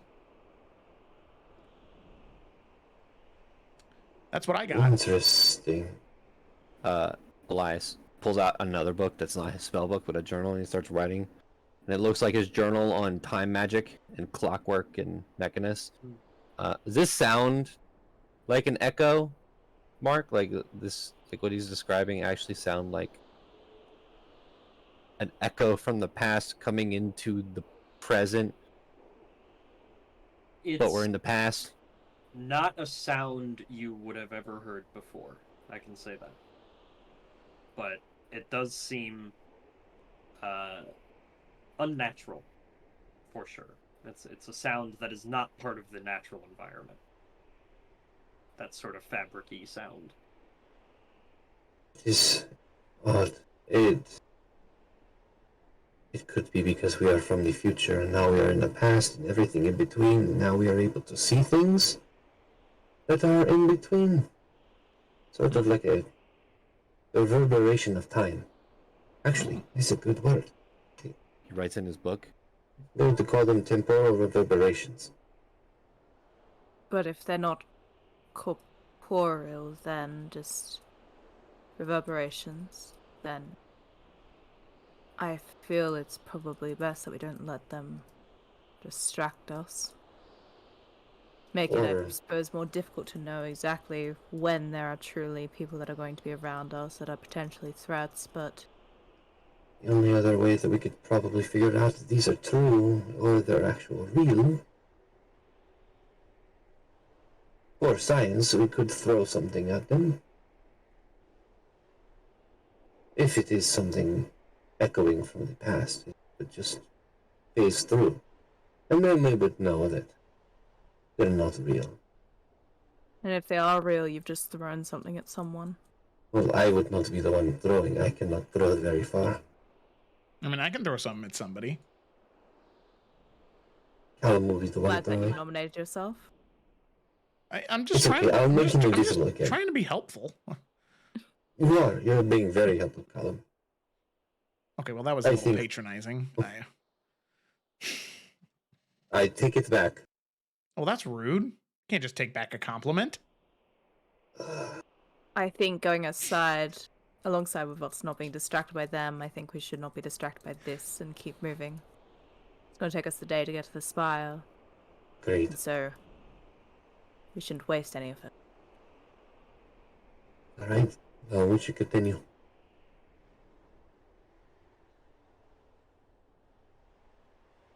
All right. So you just walk like that? Yep, this is how Elias walks. Goofy ass fucker. It's from all the shit in his coat. He's got to lift his hands up. So let's go ahead and begin the journey then. All of that out of the way. Whoever would like to, we should all have access to the Barum token, so game is unpaused. Go ahead and move them 1 hex. Alright, everyone agree upon that hex? Cool. 4 hours. Within those 4 hours, the sun continues to beat down on you. You recognize that if you were straining yourselves in any way, the sun would present a serious obstacle. You're all very, very hot right now. Thank you. And you're also overheating. Anzi, at some point today, create food and water would need to happen, because you have yet to see any water of any kind, or even evidence of water. And Davuk, you are already pretty confident that that's not going to come up at any point. But other than that, your first 4 hours are uneventful. You leave that stair to the Undercity Pass behind you. You get past the main thresholds of rock, and you are just in open space. Flat, a constant tumble of dust and sand going past. There's nothing and there's no one for these first 4 hours. Not even a crumbled rock of an old building, a plant, a corpse of a creature. Nothing but sand and sky. Anybody want to do anything before the next 4 hours? Anybody? Okay. So, next 4. I see we've moved a tile here. Cool. So, now you start to see some things, as we're kind of getting into midday here. For the first time, Davuk, you do actually see some evidence of water, but unfortunately you only see evidence of where water used to be. You can see impressions on the clay and hard rock underneath, that is now all solidified and gone barren. You can see where groundwater used to be. You can see blackened marks where it looks like there used to be plant life. Where all of you are standing right now, amidst the sand, there is just this 400-foot stretch of dark, cracked rock. Much firmer, much more unforgiving than the rest of the sandy terrain around you. And Davuk, you're able to point out to the group, this is where an oasis used to be. And now there's nothing. In addition to that, a couple of you accidentally at some point throughout those 4 hours kick your boots against stone. You can brush some stuff past and actually see columns now. Columns or slabs or raw materials or bricks. Nothing enough for a full structure. It's all buried, whatever was here. But just the very remnants of things. Like the mast of a galley sticking out of the lake. Other than that, still no sign of life. It's now been 8 hours straight. You can tell you are in the ruins of Katenapet now, but nobody or nothing is around. Anybody, anything before we move one more? Okay. Keep going. All right. You can go ahead and move Barum one more hex in whatever direction you'd like. We're going through the winding dunes? I mean, I feel like if we can not go through it, but kind of like skirt, I feel like that's probably our best route. I feel like this is just the map. There's no skirting through the winding dunes. Yeah, but you know, like not go straight through the center of it more so. I can summon my my dragon here if we want. Fly over the dunes. So what is the speed of your dragon? Does it have a fly speed? Let me look. Let me look. Fast enough to get us over the dunes. 60 Manifesting feet. it. 60 feet. So for 1 hour, you can be traveling at double speed. Right, in an hour. I mean, jeez, what's... If we want to do maths... Well, I mean, that just means one hex would be 3 hours instead of 4. Yeah. So, I'm not gonna tell you what to do, but I think the dragon would make more sense for skirting away from or around places where there would be encounters.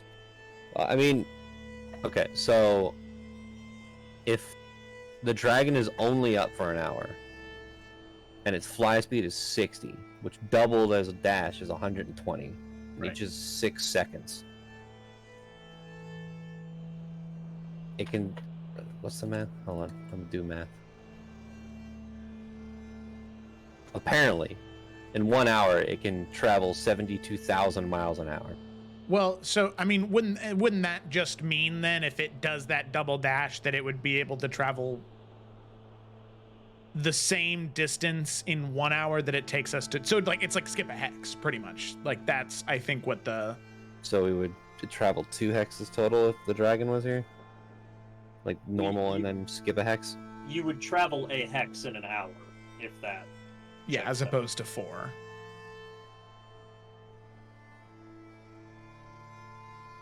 Not worth it. I mean, So yeah, it seems like that seems like something where, like, if we're hurt, or if you have that 5th level spell slot, or if there's a big thing that we desperately want to avoid, like it would make sense to use it then. But I would feel a little silly using it right now, just because we have no idea what's out here. Yep. Plus, that 5th Yeah. level spell slot could be really useful later, depending on True. whatever comes up. True. which it is.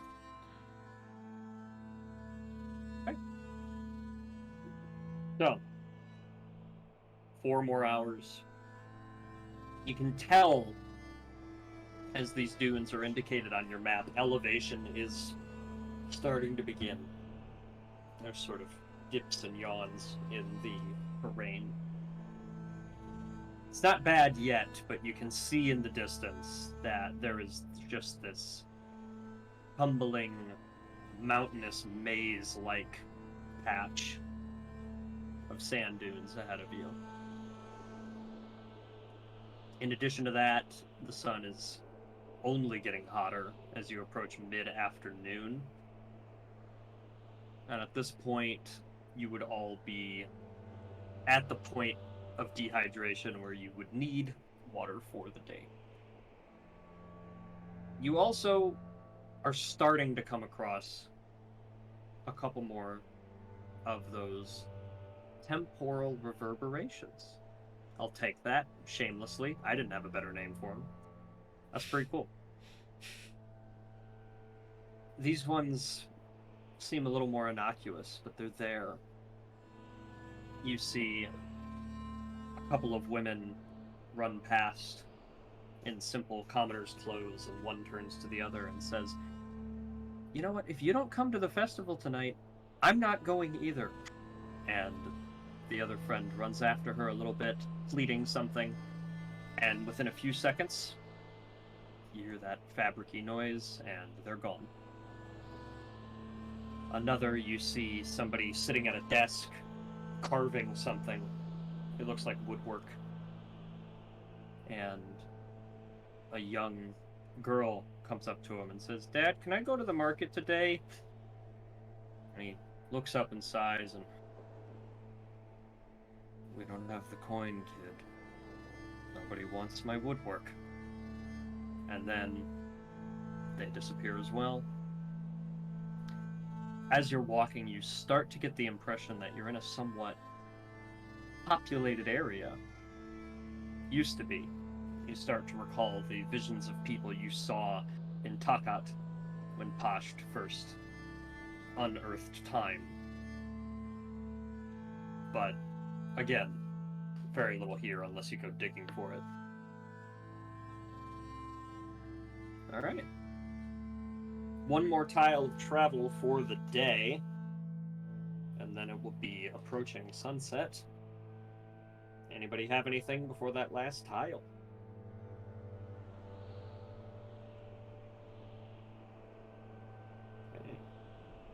Okay. Okay. Unpaused. Go ahead with Barum. Plonk. Plonk indeed. Hmm. So, as the evening approaches, the sun dies down a little bit. Now, you're in the thick of it. Still, no natural food or water has occurred at any point. These dunes are starting to become ever more present underneath your feet. And there are points where the slopes become so intense that the person leading your party starts to slip, and you just slide down the face of the dune. And you end up needing to go around.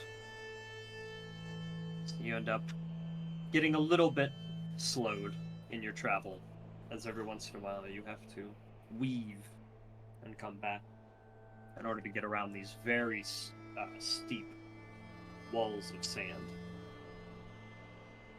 But otherwise, you're still moving. Everything seemed well. Until, finally, toward what would be close to the end of your day's travel, you start to see something. There is a creature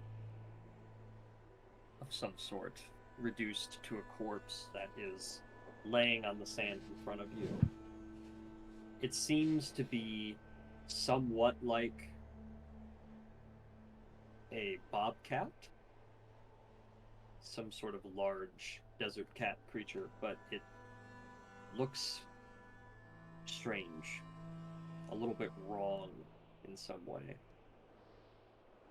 It is currently about 50 feet ahead of everybody, just down a slope. Does anybody want to approach it? It is the But it first... is a corpse, right? You're pretty confident it's a corpse, yeah. But it is the first sign of any creature you have seen in now like 15 hours straight of moving. Mm-hmm. Be down to have a poke. See what it is. Should have brought Animate Dead. Jesus. Ask it 5 questions. It's just like, No, that's Speak with Dead. oh, you're Animate right. Dead is to make it Fake my fan. I'm a fake fan. I take back my viewing of Honor Among Thieves. So you all approach, minding your footing on the slope as it gets steep. Some of you end up sort of scuffling on your way down. Barum's fine. As you all kind of get around and look at this creature, it's definitely dead. And it is not white like any corpse any of you have seen before. Devuk, you are pretty good at identifying the time of death on creatures in the desert. You know generally how long it takes for rigor mortis, how long it takes for veins and grayness to set in. You know how long it takes roughly for buzzards and maggots to start eating away. And you know that eventually pretty much everything is reduced to just its bones. But this thing is different. This desert cat, something that stands fairly large at one point. It looks like it might have been half as tall as the humans in your group. It appears oddly preserved. It still has its fur, but it is missing eyes. There's just sockets where they should be. Its tongue sticks out of its mouth, but it looks completely shriveled up. Its teeth are all blackened, brittle in appearance. You can tell its bones are still there under the fur by the chest, but it is concave, sunk all the way in. It looks like every drop of moisture got sucked out of this creature, leaving nothing for the decomposing creatures to feed on. And so it's just been left here. You have never seen anything like this, and you have no idea how old it is. But it is a concerning sight.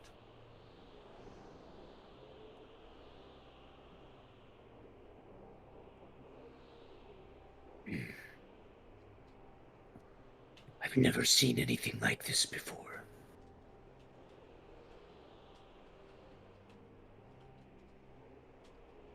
Is there like any like wounds or anything like that, or was it clear that it died from the elements?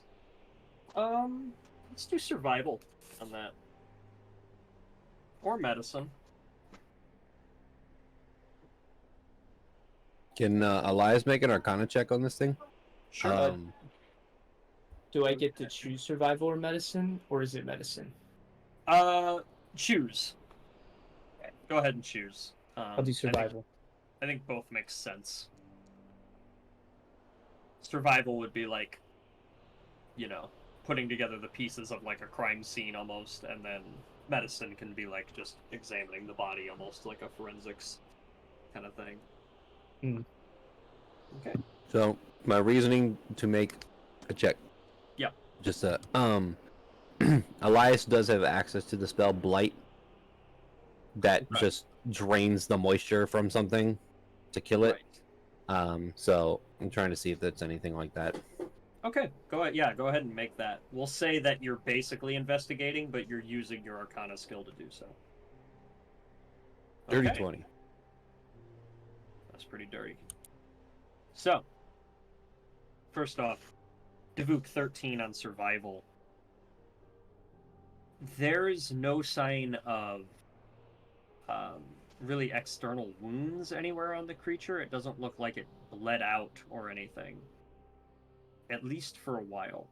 Eventually, as you're kind of poking around, you notice something a little off on the back of its neck. And you brush some of the dry, brittle, and coarse hairs out of the way to see it. And just along the bony protrusion of the spine, you can see 2 input holes, like a snake bite, at the back of the neck. And Elias, with a 20 in Arcana, you recall the spell Blight. It seems like it's possible that that's what was used here. But you don't sense any traces of magical energy on the body necessarily. With your 2 informations combined, you start to get a bit of a clearer picture. It does seem like the effects of Blight, at least, have occurred. All of the moisture was sucked out of this creature. But, Elias, once you hear what Davuk found, it seems more likely that it happened from this bite wound at its neck than through magical means, because you cannot detect any magical energy around this corpse. Okay.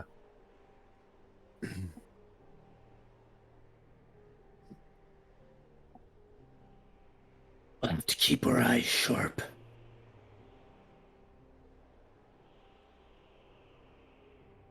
Yes, we should keep going. Moving forward.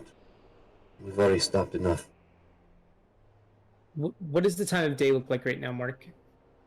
You've got like 90 minutes to 2 hours left of sunlight, and then once dusk hits, it gets dark real quick, and the desert immediately shifts from blistering sun to cold winds, and you'll be dealing with that.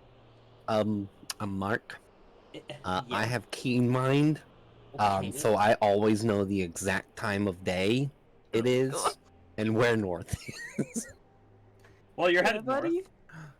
so good for you. Actually, I'd just like to say that. Percentile dice. There are 94 minutes left of sunlight. There are 94 minutes left of sunlight.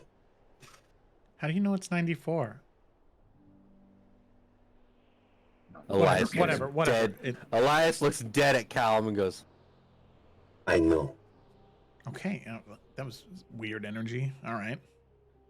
He's got a clock in his head plate thing. and then Elias takes out one of his clocks. Yes. Oh, it's even simpler. That being said, how much further do we want to move?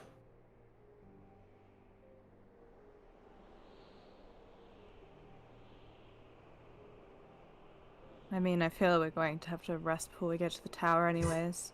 And the idea of resting outside of it seems less than appealing to me. On top of that, We've only if we got- have We've only got the 94 minutes, then I wouldn't be opposed to setting up camp now, leaving early in the morning. we could continue on. It only takes me about 10 minutes to create the hut, so if we continue for another hour, it will last 30 minutes or so. Set up camp, and then by that time the sun should be gone. I think that's a good idea. I want to get far away from this corpse. And I do not want to be traveling when it's dark. Agreed. So, one more hour. I'll keep track. Jack brings out a stopwatch, clicks it. You know, all these time mechanisms you have are very interesting. There was no sunset where I was from. We just roamed and ate and Sure. slept. Wait, That sounds horrible. where are you from? Well, see, I've tried to articulate this before. It doesn't really have names that translate super well, but perhaps if at some point we are all tumbling through the celestial planes, I'll be able to pointed out as we're breezing by. Yeah. I never heard of that place. Has Elias heard of that place? No. No. Because he's not saying a place. Yeah, but he I says mean, there's always look. I just imagine Me as a David's person, I eyes think I so- know what he's talking about. yeah, Like- Barum, all Barum really knows is that he was in, like, eternally sunny garden place. I think And he's then- from the Beastlands. And then he was summoned, and Anzi was like, I'm a beetle runner. And he was like, I don't know English. And then they were friends. I mean, I don't know English eventually- either, because English does exist. Yeah, but you know common, because when we saw... Lol, lol, lol. Anyways, we should probably get Alright. moving. We travel for an hour, and then we shall rest. Gotcha. Hour of travel. On the clock. With And Elias. it's hour travel, immediate dome, Gotcha. and So, it will match the sand. So I can do that. alright. So we It's keep gonna- going. I imagine the feeling of walking in the desert for this long and then going into this dome where it's That's air climate conditioned. controlled. Yep. Yes. Oh god. Magical AC. Yep. Ooh. That sounds so good. So. An hour. About 40 minutes in. You keep going, and the terrain's getting a little bit more steep. It's hard to keep going straight with the bends that are happening. And the wind is getting a little bit stronger. Who wants to be leading the group right now? I would assume Davuk, but I'll leave it up to anybody. Not Elias. Yeah, no. Those Duke's our guys. train man. He's got it. Yep. Okay. Davuk, so your passive survival would be 16, right? Because you have a +6 on that? Okay. I'm going to say with that, no roll necessary. You're stepping, and you stop abruptly. With the edge of your foot, you feel a quicksand pocket. And so you immediately stop. Because you know what that spells. You know how quickly, like a current in an ocean, you can just be sucked underneath. You kind of look out, everybody's stopping with you, and it seems like there's probably more of them ahead of you. The place that you have arrived at now, you can actually see a bit more ruined architecture. Structures are showing themselves. Pillars that are knocked over, old thrones, corners of buildings that now are just unnatural whitish-gray spires of stone.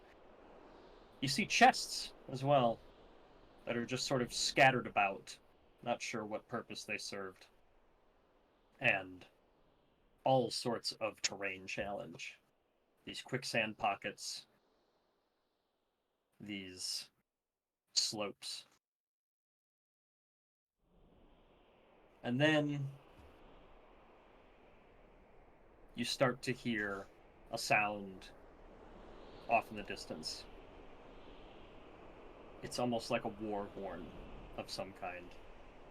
And as all of you sort of glance up as Davuk stopped, you see that there are figures against the now dusky, changing sky of the evening. They are quite far away, glancing down upon you. But you see one of them point. And when they point, it is not a hand attached to an arm that gestures towards you, but what appears to be a writhing mass of about a dozen serpents, where an arm should be. And you hear this born. That was a So, sound. here is my question. Elias, You mentioned having a dragon thing. Mhm. The terrain ahead is quite difficult. But it looks like if you press on, there might be some hiding places you could get to. There's also a chance that you could just fight off this patrol. So I just want to know collectively as a party, as they're staring at you and their masses are assembling and they're getting ready to cross the sands, you have three basic options. Stay in this general area and try to hide out from them before they get close enough to you. Get on the dragon and this turns into a chase scene. Or just stay in this area and try to fight them. It does not look like an endless number of them. This looks like a single patrol. So it's doable. Everyone I'm knows just my asking. answer. Wait, what is your answer? Sorry. I was gonna say I think I don't agree with the answer, honestly. Combat is always Okay, my answer. okay. I thought you were gonna say dragon. I was like, I don't know if this is a patrol group. I should feel like we should deal No, with the because I have another patrol. 5th level spell that I also want to use. Sick. Gotcha. Okay. Shield out. Let's go. All I'm saying, it's not gonna be the 4 of us fighting. All right. Yeah. So stay and fight. Sounds like we have 2 votes. I'm cool with that. Staying Okay. and fighting. Yep. All right. Cast fucking holy weapon or whatever this shit is. Well, it's not a cast. It's a. Evan, This is speak the now or paladin forever thing. hold your peace. That's it. We can do it. Okay. Cool. So, they fast approach. You ready yourselves. Davuk, you are able to point out all the dangers of the terrain ahead of them, which I will point out when we transition to the map, right after our short little break.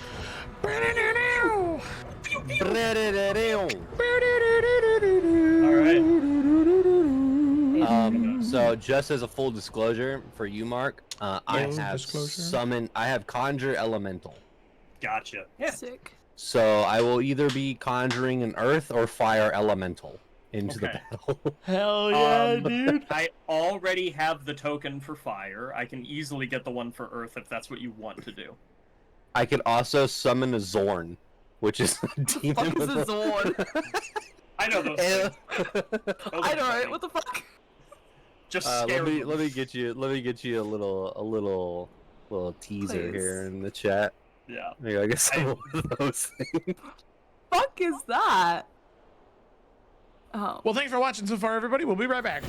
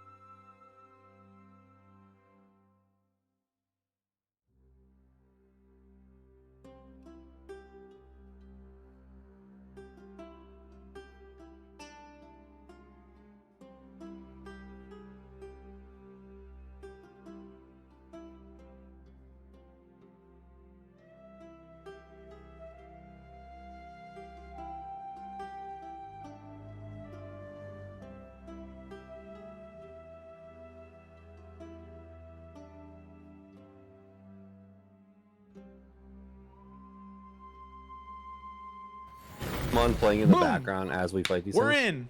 Well, I'm gonna be playing Vermintide Norska, but you know, if you want. Woo! Here we are. We're back. Woo. Okay. Last we left off, combat. Ah, okay. So let's just go ahead and get right into it in order to save time. How many ages All is right. that? Boom. War horns. Wind. And I will pull you all to Winding Dunes battle. Boom. So, let me describe things. Then you can position tokens and get off whatever starting abilities you want. Then we will roll initiative. Alright, so, what we are looking at here. All of these gray things. Collapsed structures from the ruins of Katenapet. They are all fairly large and can be used for cover. You can also scale over them at no additional cost to your movement. You can just get over them, it's fine. These slopes and such, these are very hard to scale and easy to fall down on the other end. So if you're going up, toward them, you're going to need to make an acrobatics check to not just dead weight off of them and slide back down. And if you're on the other side and somebody knocks you 5 feet, you will need to make a dexterity save, or you're just going to tumble all the way down that slope and take a bit of fall damage. That's how that works. Basically a movement restrictor for the most part, but there's also a chance you could fall down. Anything that looks like a whirlpool, that is a location Davuk pointed out that there could be quicksand or a sinkhole. All of them are maybes. It is not a dexterity thing, it is percentile dice that I will roll. Just to be very clear about that. Equal chance of causing it to happen, whether you're heavy-footed or not. It's just how the cookie crumbles if you step on it the exact wrong way. And then it all comes falling in. I will not explain what happens if that percentile dice goes poorly. Okay. Just Alright. wondered. It just won't. Just gone. Fuck, okay. Shit, Mark rolled a percentile die and it was bad. It's It was 100% real crashed. bad. Oh no. Did it happen again? I did... You said you wouldn't explain what would happen if it then he if it was fucking bad. I'll show you. And then I died. And then Wow. Yeah. Okay. Oh, Oh shit. Good grief. Okay. Good grief. Stay with us. Stay with. Say something, I'm giving up on No, you. don't give up on it. Roll for initiative, or? So, I won't say what happens if you activate the sinkhole, but it is bad. And finally, Okay. there are 6 chests scattered around as well. They are, it appears, not locked. But you don't know what's in them. They're just around. Okay. So, there's that as well. Okay. Yuan Ti popping up over here at the end of our prep time. But go ahead and organize your tokens however you would like. John, I already dropped an Earth Elemental down there. Okay, it should be a large creature. Tavuk, get your fucking ass back here. What the hell are you doing? He's in it, man. You're Yeah, treated. the elemental should be a large creature. Incredible. I might be wrong, but I think huge is a double tile and large is still one. No, large is double. Huge is okay. You It's offended fine. him. not good. Oh my fucking god. Alright. Alright. I don't know. It's gonna be a challenge. What I said, John. I don't know. Yeah. No, I thought that large was 4 squares, and then huge is one more than bigger than that, and then gargantuan is one more bigger than that. I believe large is still 1, but I am not. That's fine. Yeah. Yeah. Mark, are these are like ascending elevations here, right? Kind of like Yeah, the slopes, yeah, they are ascending. So the Yuan Ti coming in are higher in the air than all of you right now.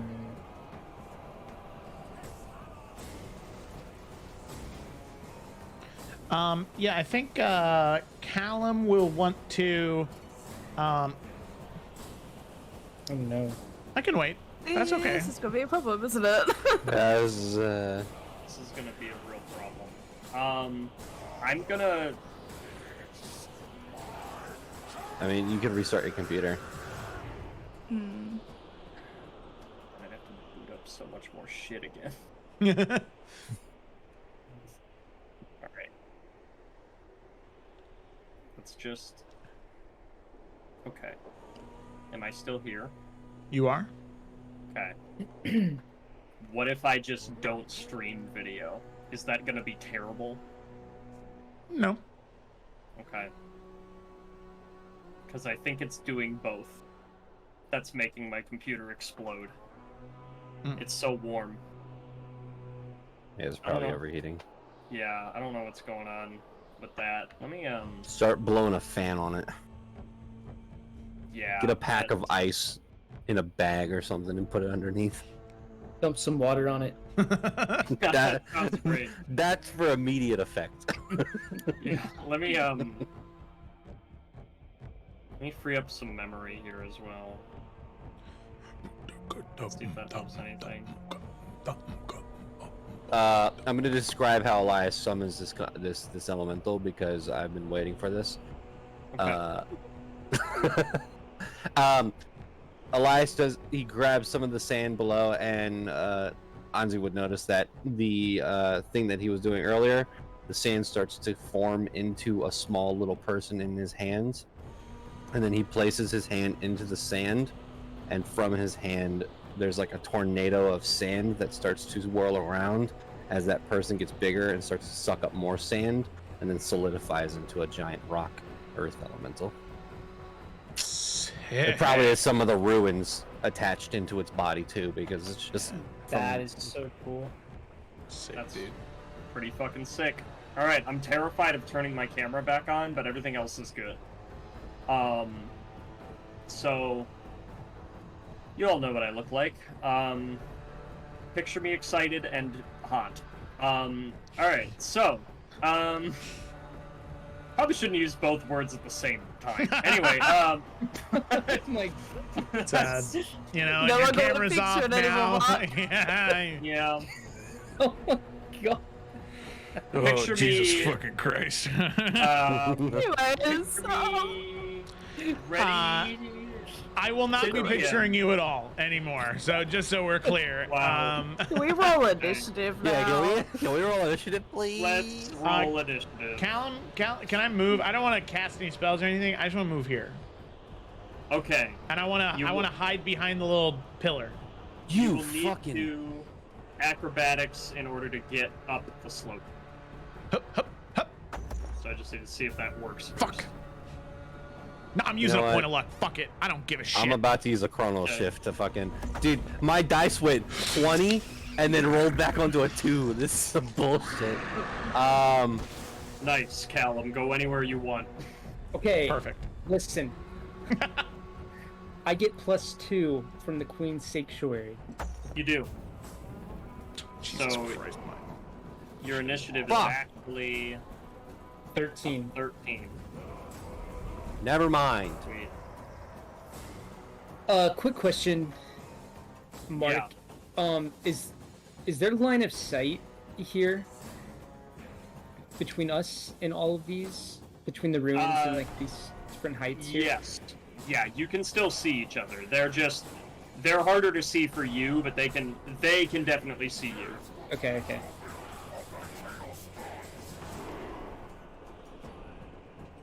Alright. I'm going to just make the Earth Elemental have the same initiative as Elias. Checks out. Make it 7.99. I can just go right there.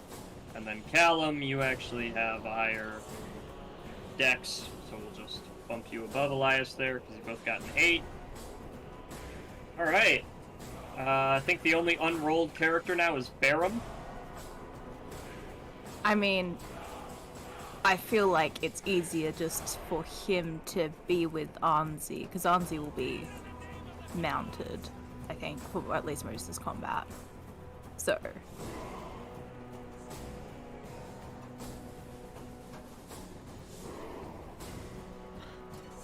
Mark is either incredibly offended or the Or it's connection dropped. changed it on the thing, so I'm assuming that's a yes.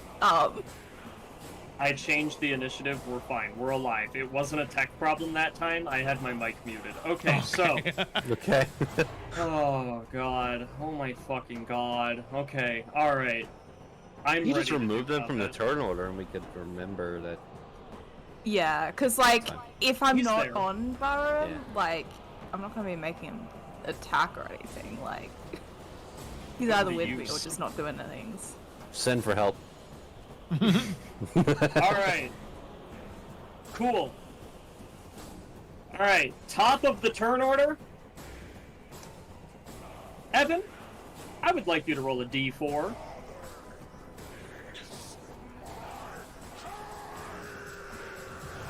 Oh, did you guys Damn. hear that? Where's that? Yeah, that dude- Where's that guy That at? dude was ready. Holy shit.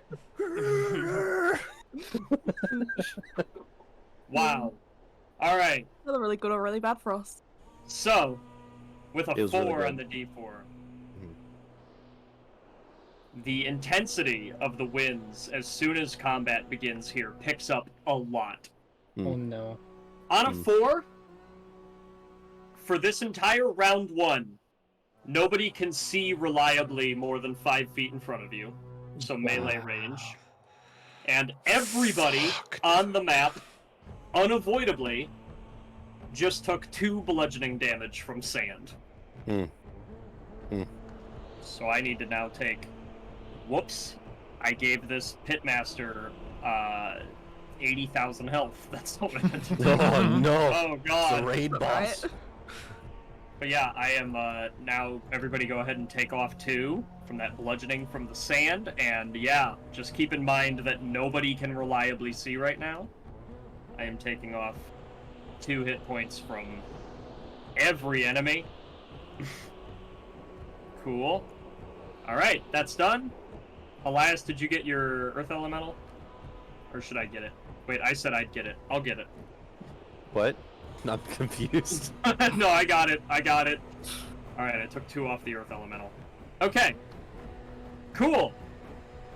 Now we start initiative proper. Proper.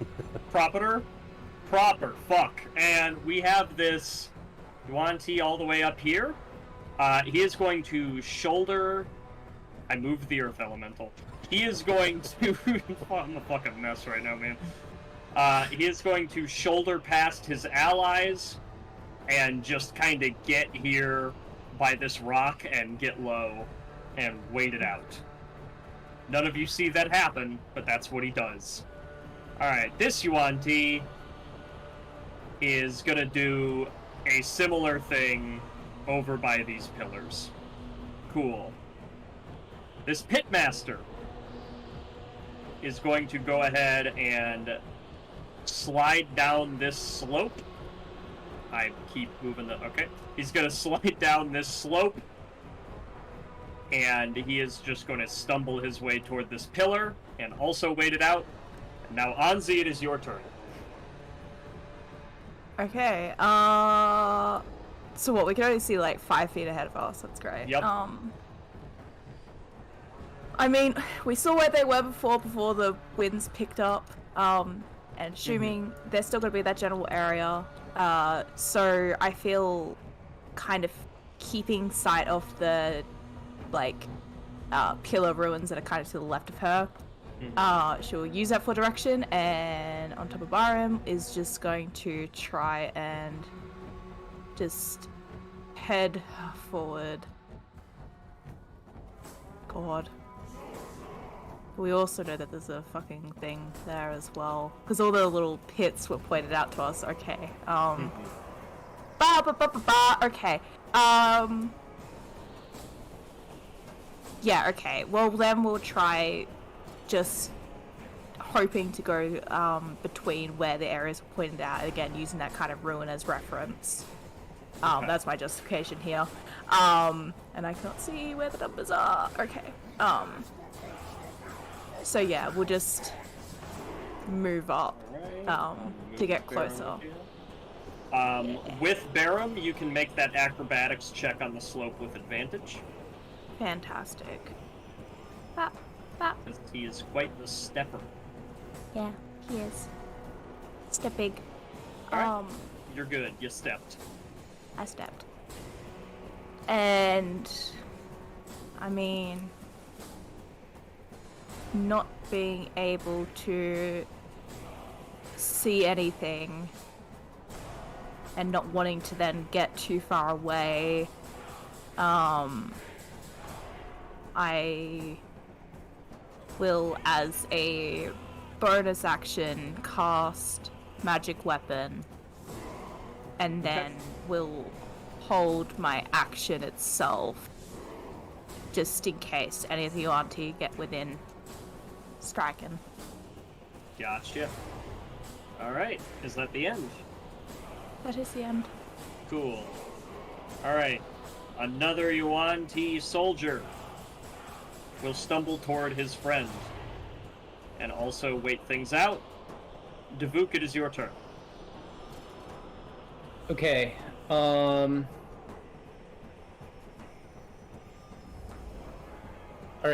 what I'm gonna do, and I don't know how good this is gonna be. I want to move up by Callum first of all. Okay. Is this point safe from the... Yes, it's right on the edge. Okay. So, acrobatics check for that slope. Alright. Uh-oh. Let's see. Alright, you made it. Okay. You scramble up the slope. It's not too elegant, but you get there. Okay. Question about these folks up here. they Yep. are walking, right? None are they on the ground? They're all Okay. boots on the ground, yeah. All right. So I'm not sure how this is going to go, but I want to do it. I want to try and cast Spike Growth in the middle of that area. Okay. Let's... Yep, 20-foot radius. Yeah, I'm not exactly sure how to place it down, but Like, technically speaking, yes. okay. We can make a 20-foot circle, and then I should be able to move it. Oh, somebody made a 20-foot circle. I Okay. did. We get rid of mine. Alright. Cool. All right. So that's there. Unless something like I didn't know if our vision caused any issues for me casting it there. No. It says a point within range. It does not say a point you can see. So, Okay. the text Okay. has helped you there. Okay, cool. And then as a bonus action, because I'm not doing much right now, let me check to make sure I don't want to do something else real quick. Form. Okay, this is what I want to do. I want to. Oh no, I can't do it. Never mind. I think that's going to be it. Okay. Yep. Cool. Spike growth is there. Cool. Yuan T. It is this one. He's running up using the pillars as guide. He'll stumble here, and he's just waiting around this corner. Anzi, you have the vaguest sense of a soldier on the other end of this structure that you are also backed up against to get your bearings. But that is it for that one. Alright, another Yuan T. Guess who's doing the same shit? Get one tile closer, I dare you. He will. Held action. Pachow. So you sense him coming up the side, and without abandon, you strike when he's within range, the instant you can see somebody. Sorry, how does it work with, like, multiple attacks then? Do I only get the one strike, or...? When you hold your attack action, I'm pretty sure you get every attack you have as part of that Okay. action. Cool, so I'd get two. Cool, Yeah. cool. Pachow! Pachow! Are you Lightning McQueen? No, but she is Gemma with that natural one, that's for sure. Nice. Whoa! Good chow, dude. I hope the 24 hits at least. Could you imagine? So, your first swing is just kind of reckless and wild. You can hardly see what you're doing. You come in with the pala, and you see this figure in front of you, just this serpentine torso and head that has replaced wherever a humanoid head and torso used to be, and it just sort of lets out this half hiss and half scream at you and readies a scimitar, but you get your bearings and come up with a second strike, slashing upwards along the chest for a hit. So go ahead and roll damage. I would also like to smite that as well, TY, and thank you. And You don't I gotta will thank only do me. that. Thank your god. That's me. I'll only do it. Yeah, no, I'll only do it first. Pachow, extra 6 damage. Mark, Hell no! yeah. Sorry to offend you, Mark. Telling you, put some ice in some Ziploc bags, put it right underneath the laptop, dude. When stay with us. Dearly departed, we are gathered here today in remembrance of the lost soul of Mark J. Judge. Won't you Amen. stay That's 16 total, with right? me? Yes. I'm acting like nothing happened. Alright. Nothing did happen. What are you talking about? Yeah, exactly. What emerald?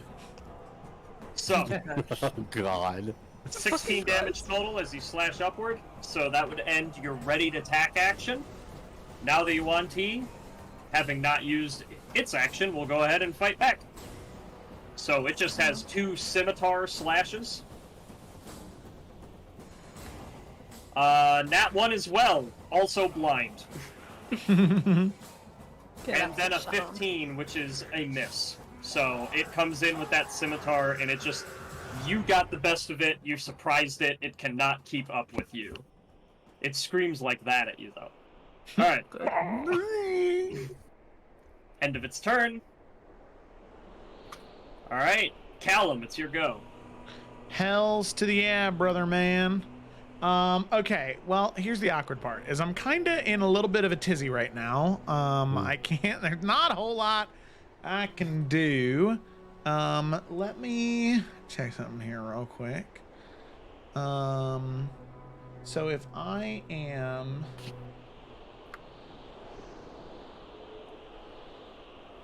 No. Don't exactly like those odds. Okay. I don't exactly want to get closer. Could I hold my action to throw a dagger as soon as I see somebody? But before I do that, I want to hide first. Okay, yeah. So go ahead and stealth, and yeah, you could probably stealth with advantage at this moment, because nobody can see you anyway. Sick. Well, still a 22. I'll take it. Okay. And then I'll hold my action until I see somebody, which I'll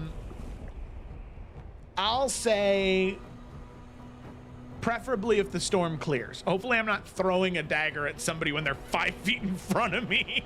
Gotcha. But yeah, Okay. that's my turn. All right, Elias and the Earth Elemental. Yeah. So Earth Elemental is literally just going to start walking and then just like glide into the ground. I'm assuming that this thing can. Well, hold on. Before I say anything. Yeah, it has tremor sense. It can see. Yep. So it's just gonna. Like, oh, I can't move it. Shit. Oh, is the permissions not? Yeah, it's okay. Okay. Just ping, and then I'll fix it in a sec. Okay. So I'm wondering, it has 30 feet burrow and 30-foot speed. That just means that the burrow is equal to its normal movement speed, so it can burrow as fast as it moves. Okay. I'm pretty sure that's the thing. It's kind of like when something has a swim speed written, it's not like an extra 30 feet. It's just letting you know that it can swim as good as it can run. So the elemental is going to burrow over here. And it's going to be underground, but right underground, and hold an action until anything gets near it, and then it's going to pop out and slam the shit out of them. Sweet. All right, and I changed the ownership on it, so you should be able to move it next turn. Nice, I can. And then Elias is going to kind of pulling up his cloak a little bit more so he can see better, holding up his book, finds the spell that he wants, and he has this metal ring that has a piece of flint underneath it on his hand as he kind of rubs it together, and he's going to start to cast and hold an action once he can see to cast Fireball on these people up here at 4th level. Sick. Alright, so we've got a held dagger throw and a held fireball and a held earth elemental slam. Yeah. Cool. Okay. The second Yuan Ti Pitmaster now, it'll be his move. So he's going to move 5 feet because the spike growth specifies that it blends in with the terrain. So with the Chaos of the Storm, he doesn't even know it's been cast until he moves. And then he will go ahead and take that damage. So Evan, go ahead and roll me 2d4. It's coming. I believe you. It's cooking. It's in the oven right now. Oh, I should have let it cook for a little longer. It's a little raw. You just put it in, Evan. Why'd you take it out? All right, 5 more damage to that pitmaster there. So he's gonna notice the ground again. No one sees this, but you know, he notices the ground, grunts in dissatisfaction, and he is also gonna go ahead and ready something in lieu of being able to find cover and wait out the storm. He is going to ready a spell. So his serpent, the serpents that dangle from his shoulder blade where an arm should be, start to glow and wrap around each other. And he has a spell readied for when he can see a target. Cool. And finally, the last Yuan Ti soldier, also gonna move 5 feet and realize that there is spike growth too late. So Evan, roll another 2d4. Oh my god. Here you go. Redemption. Alvin's already preheated, so it should go better. Oh. Please roll a 3. Please roll a 3 on the second one. He didn't turn on the oven at all. He forgot. Oh, do I roll He the was- second Turned it one? off. Yeah, you only rolled 1d4. Wow. Hey, it's less than the first time. That's Evan, your awesome. oven's broken. I I think you feel gotta this. go and get a new one. Damn. Because you're not cooking shit right now. You Well, just he wait. used his 4 on the d4 on the sandstorm. That's my bad, guys. I took it. I didn't mean to. That's, How you dare know, you. it happens. Alright. Give it. So that Yuan Ti soldier is just going to panic and take cover by that rock, along with the buddy. Okay. That ends round 1. The elements made it a round of prep by necessity. We're at the top again. Gemma this time. Go ahead and roll me a d4. Don't roll a 4, Theoretically, Gemma, this please. should be bad. Oh. There you 2. go. Alright. And now I, based on the 2, gonna roll a 12 here. Imagine if you rolled a 4 and I wasted a 4th level spell slot. That'd be crazy. Alright. The storm does clear up, you can all see again. The effect on a 2 is that one particular strip of the map had a very strong gust of wind that could have knocked somebody over. Fortunately, it is behind everybody on the map right now. It's in these upper 2 rows. Funny. Because I rolled Nice. a 1. So, huge gust of wind rolls in and blows sand everywhere, but otherwise the storm clears up. Now, the first person to ready an action was Callum. Yeah. So you go first. After the dagger. Yeah. So what I will do is I'm going to throw a dagger at the one that is right in front of Anzi. Okay. Go that one right there. Right in front of Right there. Anzi. Yeah, Gotcha. right in front of Anzi. Sweet. And it hit me. Yep, you know it. This is where Callum turns on the party. All Yeah, right. Joe and I planned something 4 months ago. Boppity bop. Wait, I'm hidden, so I have advantage. Yes. Right? Okay, all right, cool. Yes, you do. And the ally thing. So yeah. Yeah. Okay, You're good. so that's 22 to hit. Yes. And then damage should roll with sneak attack. Yep, there it is. 26 points of Boom. damage. Woo! Spice! Alright, so that's 2 down to... Alright. That Yuan Ti is looking very bad. Nice. Should be saying badly injured on the token right now. Cool. Yes. Alright. Anzi, you see a dagger like impale into like the as it's like swinging up to come down at you. You see a dagger like impale into the side of its like arm on its chest, right underneath its armpit, and as it like looks down towards it, the dagger just poof disappears. Nice. Fantastic. Alright, yeah. You've split open a couple scales, and there is now, like, underskin that is just leaking this sort of greenish brown blood out of it. Alright, next ready to action, I believe, was Elias. Fireball. Fireball. Okay, Dex 20 foot save. radius. By it's all of them at the top, right? Yep, it would be the same shape as the spike growth, Yeah. right? So, yeah. Alright. Get some dex saves here.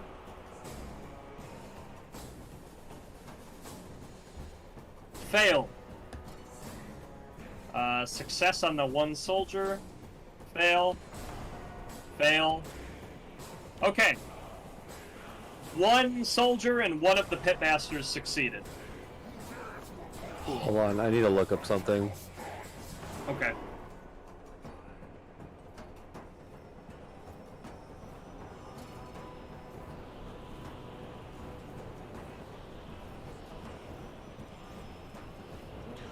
Still looking?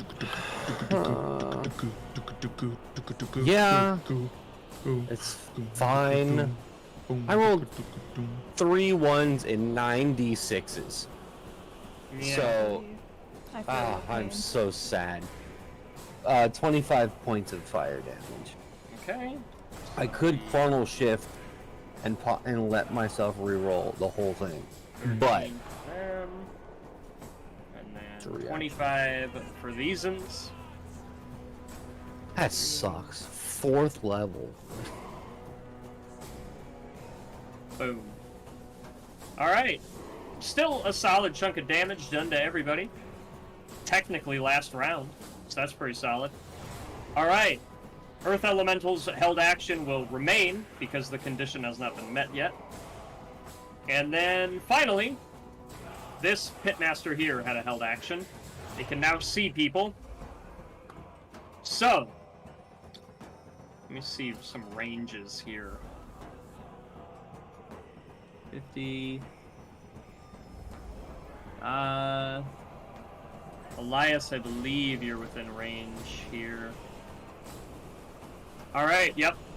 So this Pitmaster is just gonna see you cast the fireball, and in the flames, you see one arm full of serpents pat out the shoulders, and just like snap at the flames until they go out. And another arm of them spinning and glowing. The serpents are gonna point towards you, and it is gonna return fire with a cast of Hold Person on you. So Elias, I need a Wisdom save.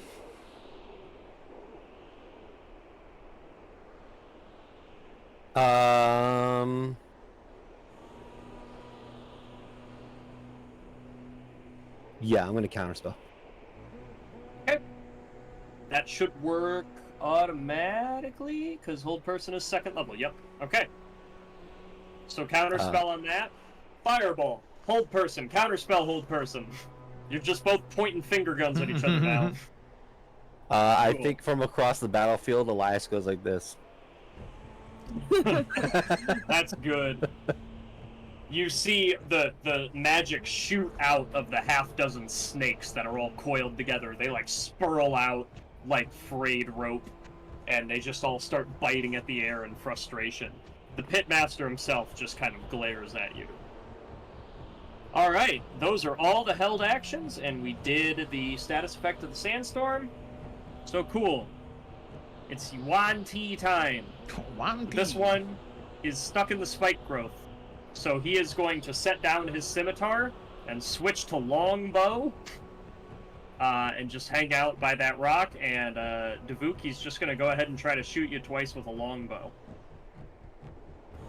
Which is good, because they're not good at that.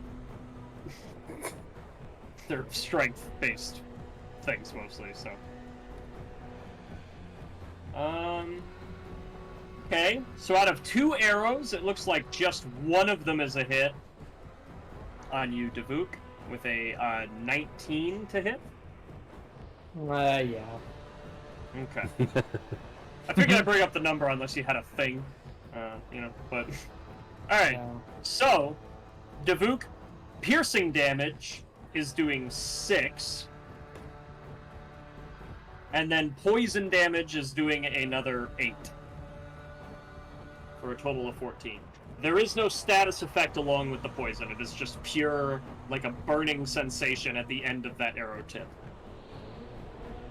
And you feel it pulsing, almost like a toothache, right in the spot where you got shot. So, cool. Total of 14 from that guy. That's it, because he's a soldier. He's not a main character, so he can't do anything cool. Cool. This one over here. It is going to try to flank Anzi. So it's going to slide down this slope and go over here. Oh, would you look at that? Elias, go ahead and use your Earth Elemental thing. Massive earth hands just come out and 2 attacks against it. Cool. So Kill it. let's see if this works. Question mark. Oh, Enigma. Really is a surprise. It's because it's a monster block, so to save DMs it does that. So 21 and 24 to hit. Both hits. Cool. I'm gonna click this twice. So 16 is 16. What is that? 42 points of damage? 32. 32 points of damage. Sorry, Yeah. math is hard. I get Yeah. you. Alright, but that is basically half of this thing's HP gone in that single thing. So your Earth Elemental comes up, does a double punch, and it just stumbles back. And this Yuan-Ti is just going to grunt something in a sort of ancient draconic tongue and use its attacks on this Earth Elemental instead. So that'll be 2 scimitar attacks. 17 is his armor class. Okay. Is a 19 to hit and a 12 to miss. Right. Scimitar. So a single scimitar hit with no extra poison. So just 4 slashing damage. And then I think, is it resistant to non-magical piercing, slashing, bludgeoning? Yes. So 2. 2. Cool. Alright. It's also immune to poison, Yeah, it's immune to Yep. poison. Immune to poison. So, because it's not alive. Alright. Cool. Fucked up that Yuan-Ti's day. Alright. First Pitmaster over here, the one crouching by the pillars. Let me see some things here. As far as stuff he can do. Alright, he feels a little bit pinned in place. Oh, Davuk, is spike growth concentration? Yes. Okay, did we forget to roll when you got hit with a longbow? Yes. Okay, let's go ahead and do that now, because what this Pitmaster does is dependent on the fact that it can't move. So if that spell drops, I'll change to another course of action for him. You got it, I believe. What do I roll? You just roll a Constitution saving throw, and it's half of the damage you took, or 10. So this DC is just going to be 10. I love that one scream. Oh, Oh, no. oh my god. Oh no. Wait. Boom. Fuck! It's a reaction. No, I can't chronal shift. Yeah, you counterspelled. Damn, I'm sorry, Davuk. You strat is gone. you kept them all in place to get fireballed. You can Silver cast lining. it again though. It's true. Alright. Ooh. Well, now this Pitmaster can move, so I don't think it's gonna do the thing I said it was gonna do. Which I didn't say anything, so you don't know. Mystery. I can just do it anyway. You don't know. You know. You know. You know. Alright. Yeah, I think it's just gonna... What is this? Yeah. You're within 30 feet, Davuk. Alright, he's just gonna come running in. Right at the edge of that quicksand pit. Cool. So, Davuk, I am gonna be hitting you with 3 bite attacks. One is coming from each of those half-dozen sets of serpents, and then the third one, he's just going to lunge in with his actual head teeth. That was a terrible phrase, but you know what I mean. Alright. Let's go ahead and roll. That is a 24 on the first hit. That is a miss for the other one. And that would be a dirty 20 for the last one. So it will be hitting 2 times. Cool. Alright. First bite hit. Davuk, you are taking 6 piercing and 7 poison for a total of 13. Cool. Next one. 5 piercing and 8 poison for, once again, 13. What say you? No. Still standing. Okay, cool. Still standing. All right. So yeah, it'll just do that. And Davuk, as the serpent arms kind of bite into you, and this half man, half creature comes in with his face and just takes a bite out of your arm. You see some of your own fur caught in his teeth that he spits out, and you see a faint trickle of your blood go down his chin. And he just reels back, and he just... Virgin blood! Add them to the cycle!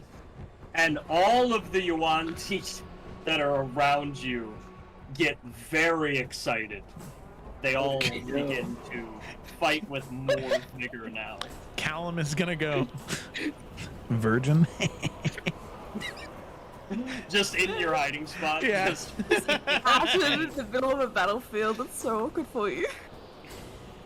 All right. Ozzy, it's your turn. Yeah. I'm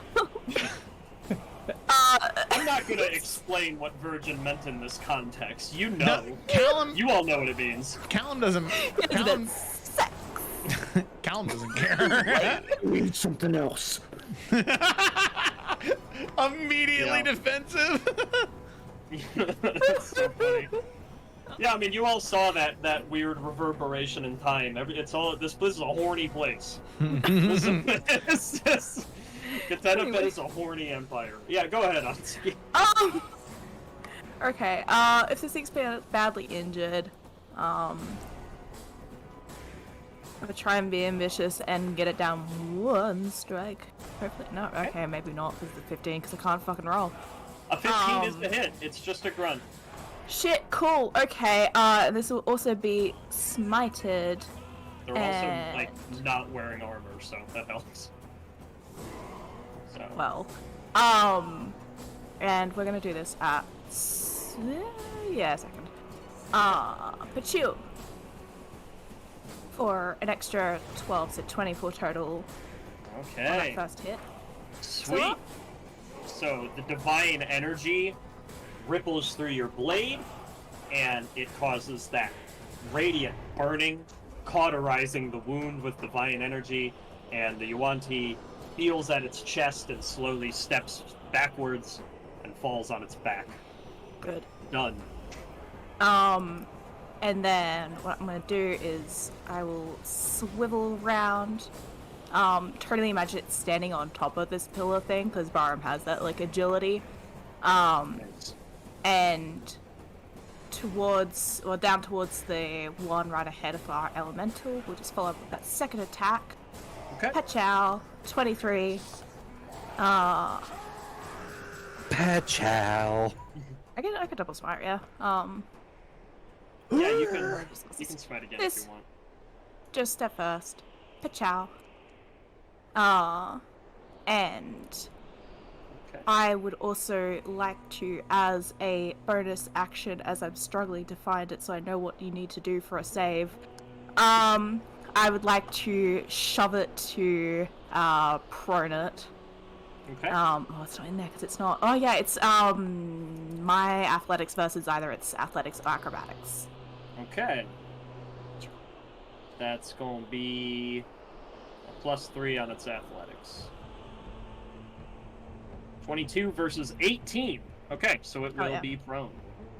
Hell yeah. I'll mark that there. Hell yeah. And that is Okay. the turn. It is near death and on the floor. Fantastic. Stomp on an earth elemental. That's tough. Cool. It's tough for that guy. All right. Anything else from the Anzi Barum squad? That is all. All right. Now that Barum can talk, he's a little more animated during combat. So you see as you're swiping and you knock the Yuan Ti prone. He just looks down, and you just hear him just kind of mumble, just nasty. But that's about it. That's all he did, other than stand on a pillar. Cool. All right, Yuan Ti soldier up here. 5, 10, 15, 20, 25, 30. Hello again, Davuk. So, it's gonna try a scimitar first. 14 would be a miss on you, right? Yep, cool. So I'll try again. Another 14. Alright. Luck has shone down upon you, Davuk. Nice. No more virgin Cool. blood. There goes that one. And Davuk, it's your turn. Now it's my turn. All right. Okay, I'm going to attack this one with let me just make sure which weapon I want to use. I'm going to use my hand crossbow. It's more sure to hit. I think if you're within 5 feet, though, there's range attack. You got Is expert, that- don't you? Yeah, I have expert. Ah! Mitigate up. Yeah, I'm pretty sure it does. You're right. Cool. Okay then. So yeah, Alright. you can point blank crossbow them. That's kind of cool. Huh? Does a 25 hit? Yeah. It's real hard. All right. Which one are we targeting, by the way? Soldier or Pitmaster? Pitmaster. Okay. Yeah, it's either of them. I just, wanted to check for HP. All right, that's 6 damage, but it's not over. So I want to use the Gathered Swarm special ability. Once on each of your turns, you can cause a swarm to assist you in one of the following ways immediately after you hit a creature with an attack. I want to try and do the second option, which the attack's target must succeed on a strength saving throw. Okay. That was an 8, so we'll call that a fail. Oh, yes, it was. All right. So, succeed on a strength saving throw or be moved by the swarm up to 15 feet horizontally in a direction of your choice. I want to send him straight into this pit. Hell yeah. Alright, so your bugs just drop them off here. Heck yeah. Alright. Percentile dice. There we go.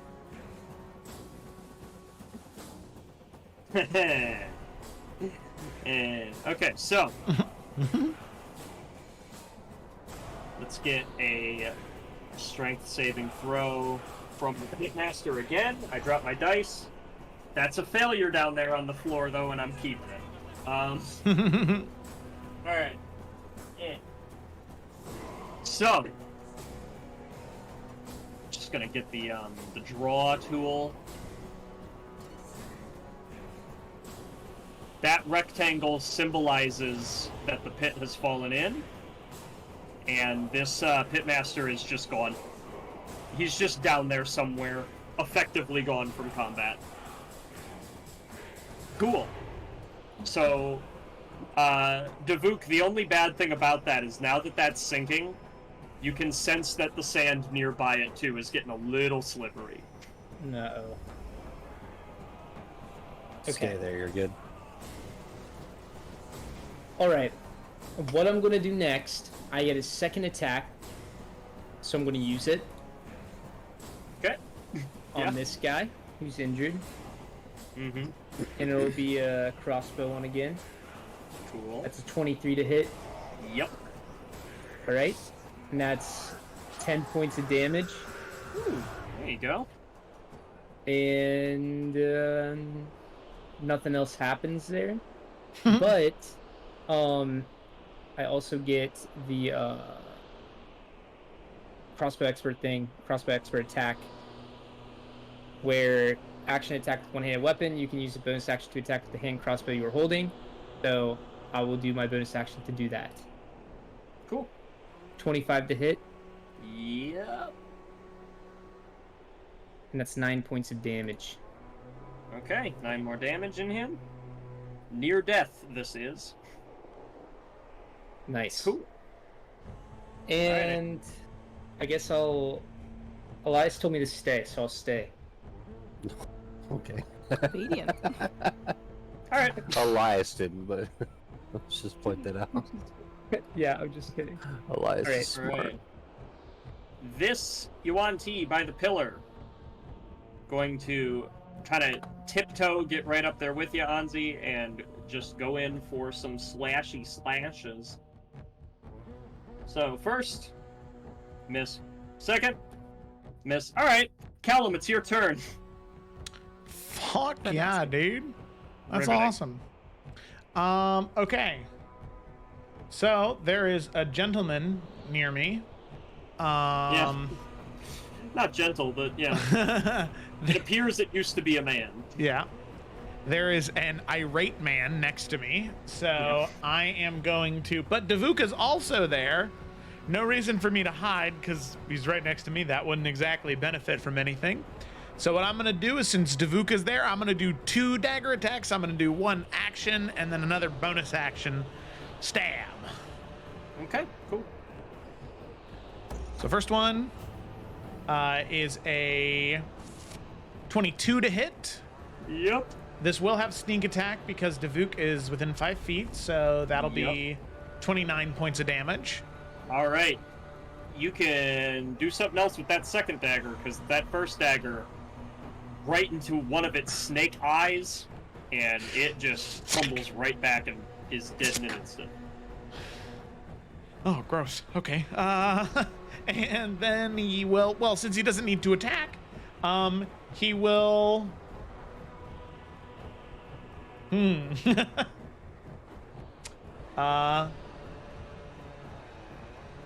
gonna move over to this chest. Okay. Can I open the chest? Yeah, it's not locked. All right, Joe. There might roll a be something D6. useful in here. Yeah. Oh. Yeah, Joe, roll a d6 for me. Okay, D6. Bop. Yep. 6. Holy shit. All right. It's a deck of many things. Joe, you find a mysterious vial of a purplish black liquid.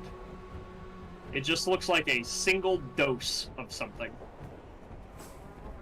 Other than that, the only other things in this chest are a couple of desert mammals like prairie dogs and rats that have been dehydrated, just like the bobcat you saw earlier. Okay. At a short glance, does it look like a poison or a potion? Let's see. It looks more like a poison for sure.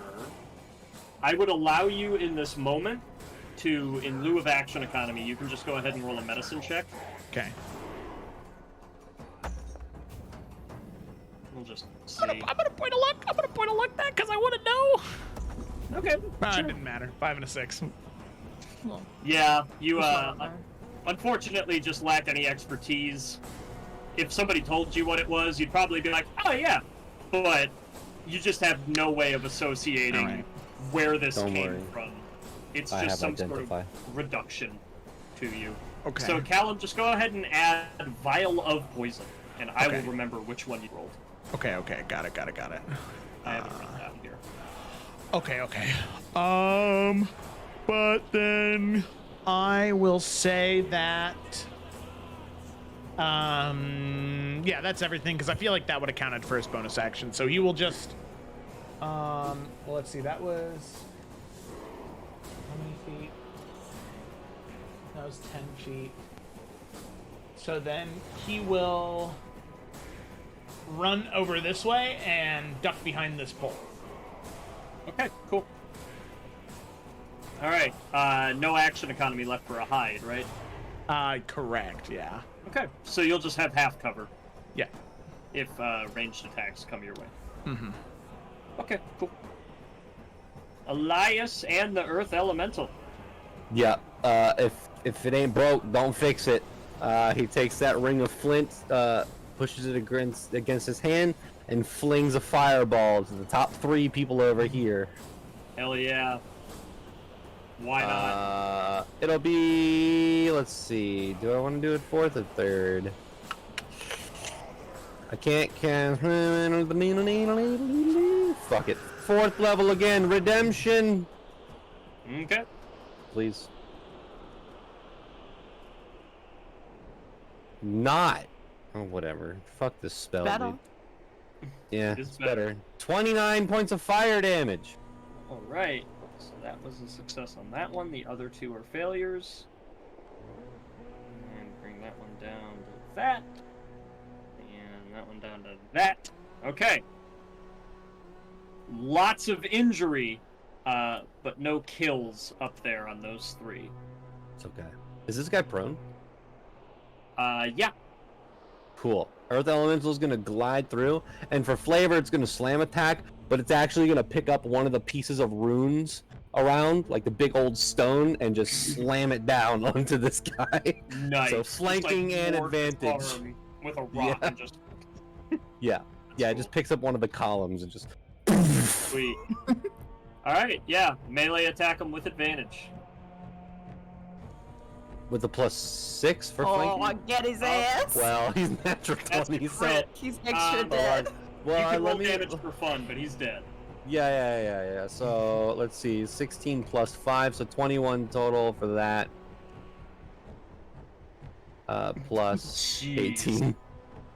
So, Wow. 29 points of damage. I guess that guy just goes splat. Yeah, there's an indent. He's now like 4 inches down into the sand. Anzi, the Earth Elemental, just goes... thumbs up, and then moves over. And now he's gonna slam this guy. Alright. He's gonna pick up that piece of the rune that he picked up, the column, and just smack him like a Sweet. So you come like up giving behind him the this steel one. chair. You come up behind this one that's fencing with Anzi elegantly on a pillar, and you just smack him with the steel chair. Yeah, 18. Cool. Yeah, that's a hit. Okay. Jesus Christ! Get it? Yeah. That's max damage. Yeah, boy. All right, 21 points of damage on him. I feel like at that point the column just breaks. Yeah, the piece he used for those 2 attacks shatters. Yeah. That's cool. Oh, actually, I want Elias to move up here behind this and get in cover, and then that's my turn. Okay, acrobatics check for that slope, though. Oh fuck! I forgot about the fucking slope, dude. Oh Yeah. no! You got it. This will be funny. You don't All get right. it. Okay.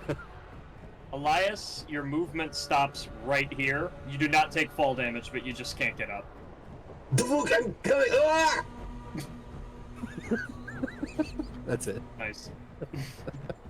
After all that cool shit you just did, you like can't climb. You just you can't do it. Oh, that's so funny. I'm okay! All right, there goes those 2 turns, right? Unless there's anything else. Okay. Nope. All right. Other pitmaster. 10, 15, 20, 25, 30, right there. Yeah, because it'll 25, 30. Okay, cool. All right, it's gonna use, seeing that the stakes are a little dire here, it's going to go ahead and use its 1-a-day ability. So the snake tendrils all rise into the air as it raises its arms, and all of them are going to hiss and rattle in unison. It can pick 5 creatures that it sees within 60 feet. So it is gonna pick the whole party, basically. I guess the only choice it needs to make is deciding between Barum and the Earth Elemental. And it will pick the Earth Elemental. So Barum will be safe from this effect. But I need everybody to make a Constitution saving throw, including the Earth Elemental. I have advantage on these. You also get a +2 for the Earth Elemental. Cool. Callum's having a good day. Yeah, I have Warcaster, so I have advantage on these. Constitution save. Yeah. Is Please. Warcaster Constitution, or is it just concentration checks? Because I thought it was just concentration checks. Because I think in the feed on. it says Constitution saving throws for concentration checks. Oh, that okay. Yeah, they make. Never mind. Yeah. So it's 9. I thought this was. Sorry, I thought Okay. it was a concentration check, but it's just a No. saving. Okay. So 9 is a fail, 21 is a success, 20, well, not 20, that's a success. Devuk. Alright, hope so so. Devuk and Elias, that is a fail. And then, condition-wise, he did choose to target the Earth Elemental as opposed to Barum. Yeah. But, check the condition immunities for the Earth Elemental for me. Exhaustion, paralyzed, petrified, poison, unconscious. Okay, doesn't work anyway, so don't bother. Cool. Okay. Are we about to get paralyzed? So, Speak for they yourself. rattle and hiss all at the same time, and for Callum and Anzi, you feel this odd sense of wooziness come over you, like temporary vertigo, but you're able to press past it and stay present in the moment. For Devuk and Elias, both of you right now are falling into magical sleep. So you are not injured, but you are falling prone and unconscious. Why did Elias tell me to stay where I was? What happens to the Earth Elemental with that? Is he concentration? Oh, Do I that's a good lose question. concentration when I go? Oh shit! You're unconscious, yeah, mate. My buddy. Yeah, the Earth Elemental goes away. All right. How does it go? Goodbye. away? What does it look like? It just falls into rocks where it stands. Man. Damn, that's sad. So It looks at Sly- Andre and goes, and then falls. There you go. A sly Oh, grin baby. crosses the pitmaster's face as he turns to his allies and says something in an ancient tongue. So for the two of you, this will last either for 10 minutes Oh god. until you take damage, or until somebody spends their action to slap you awake. Those are the 3 conditions. Oh dude, Barum can finally do something. Alright. That's it for the Pitmaster, and that's once a day, so it's used that. Alright. This soldier all the way over here, honestly gonna just stay at the rock, because it's near death, and pull out the longbow, and it'll take 2 shots at Callum, actually. Seeing you nearby, and trying to flank. So, you have half cover there, so I'll add +2 to your AC here. Net 1! Hey! Arrow goes doink on the rock. Man, the doinkiest, dude. Okay, but the next one's a 22, so that, yeah. Shit. Alright. Yeah. Okay, you no thing. I mean, depending on how much damage it is, I may use Uncanny Dodge to take half, but Well, the piercing damage is only 4 from this longbow attack, and then the poison damage is 7, for a total of 11 points. okay, I will use Uncanny Dodge to have that. Okay. So Is that a reaction? Yep. Mm-hmm. Okay, cool. So that's 6 points of damage. Yep. Right? Yeah. Okay. Yep. And as I said earlier, no status effect with the poison. It's just a pulsing, like, medicinal pain that stings in the area where you're hit. Okay, that's it. It's just going to continue to cover behind that rock there. All right. Top of round 3. Joe, it's your turn to roll a d4 for the sandstorm. Oh shit, homie. Bop. Dude. 2. All right, once again, I'm going to roll for a chunk of the map here. Man, if I would have rolled a 4, that would have been awesome, because then everybody would take damage. 5. Okay. Can't always be lucky. Boy, I know, right? Anzi, Barum, and the Pitmaster are in the column affected by the extra strong gust this time. So all 3 of them need to make a strength saving throw.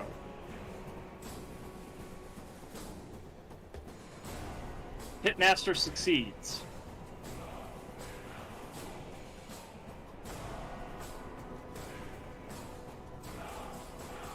Anzi succeeds. Oh. Why am I blind? Okay, it's in. And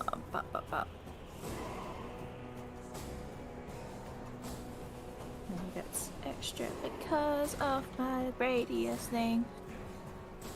There you go, he's fine. Okay. Everyone succeeds, so Hey. nothing happens. The most interesting thing that could have happened. Nothing. Cool. Alright. You all manage to stay upright as that strong gust comes by. It threatens to knock you and Barum off the pillar, but he just kind of manages to spider leg his footing and stay on the thing as the gust comes through. Alright. So, top of the round, this Yuan Ti here. Sliding down the slope. Gonna come here. And it is also just gonna get out its bow, and it'll take 2 shots at Anzi. So, that's an 8. That's a 8 or 23. Hey, okay. So, There you go, that hits. Finally! yeah. Something hit They're you. doing it, guys. Anzi looks at the arrow in her chest, and she's like, "Oh, they got it." So that is a full 10 piercing damage for the Oh, arrow no. itself, and then that is a not full 7 poison damage on top of that, so 17 total. Oh no, what will I ever do? I'm fine. Yeah. I mean, you probably are the person in the party with over 100 HP now, right? Yeah, I'll go 105. So, yeah. You're fine. Okay. And Ozzy, it's your turn. You're still pillared. Yeah, man. At Snake Boy ahead of me, I would like... What is he? He's something injured? I'm too ambitious, so I'm only going to do that first one. 28. Imagine. Does hit. Yeah. And I am also going to submit it. And we will do it at 3rd level, because I want it dead. Yeah, because fuck this guy. Oh, and actually roll well. Wow. Nice. 36. You actually did it. He's Did I? Wow. More than half HP, and you just one cut. He's just... Yeah. As she's going down, she'd be jumping off the pillar, and I imagine just using that momentum to just slash down into him, because she would like to interpose herself. Yeah, okay. I have to go up here. Get her ass over there, and then we'll second attack. Pitch out Okay. for 27. So yeah. Okay. Also gonna be smiting. I just want to know if I Alright. should do it at that. But we'll only smite at 2nd level for this. Actually, right? Yeah. Or am I supposed to? Oh, I haven't even used a 2nd spell slot. That's fun. Pachow. There we go. There you go. That's my Alright. damage. Total of correction, 21 9. there. Yeah. Alright. And- Pitmaster is near death. And because I haven't used a bonus action yet, we'll also try and shove him prone. So another athletics or acrobatics from him. Okay. That was only a 12? Well, I was Alright, only a well, 10, good so... enough. You both It's have both awkward embarrassing. footing on the slope. Mm-hmm. but that's all. All right. Cool. Davuk, you Wait. cannot do anything. Unfortunately. Can't Barum do something? Well, if you want to, yeah. Can't he go smack somebody with his tail? I mean, Theoretically, Davuk's he's right not behind. using action. Do like kick Davuk from behind. Okay. Alright, we'll kick Davuk awake. Sweet. Very pleasant. I am not a virgin. So, you wake up, ready to defend your virality. And Davuk, on your turn, as soon as you come conscious, you are laying prone, and you are slipping towards this pit of sand that is now forming. Right off the bat, I need a strength save.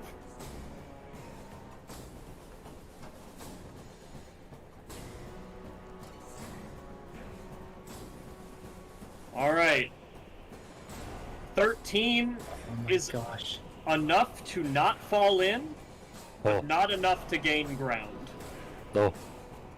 So, Davuk, you can go ahead and take your turn, but you are prone, and you are you're trying to pull yourself out, and it's not quite working.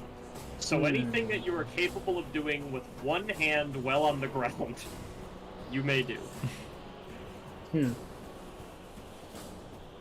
I'll tell you what I'm gonna do. Please do. I am going to use Writhing Tide, and as a bonus action, I gain a flying speed of 10 feet and can hover. How does that sound? Does that work? Yeah. As long Nice. as you're not in contact with the sand, there's no force pulling on you. So you can just get up. Is your swarm making you fly? Yeah. That's They sick. yeah. It's what they do. Alright, so do you want to Fucking move sick nasty. 10 feet away somewhere, or do you just want to float? Yeah, I would like to, move. At least... Oh, not there. Could I move down here by Elias? Cool. And then I can try and wake him up when I can. Yeah, it takes an action, and you haven't used one yet, Oh, so... yeah, then I will. I'll kind of smack him. Okay, cool. Elias. Davuk is not a virgin. Okay, I might have lied. So, Davuk, you're conscious, standing, away from the pit, and fertile. And Elias, you are no longer unconscious either. So, cool.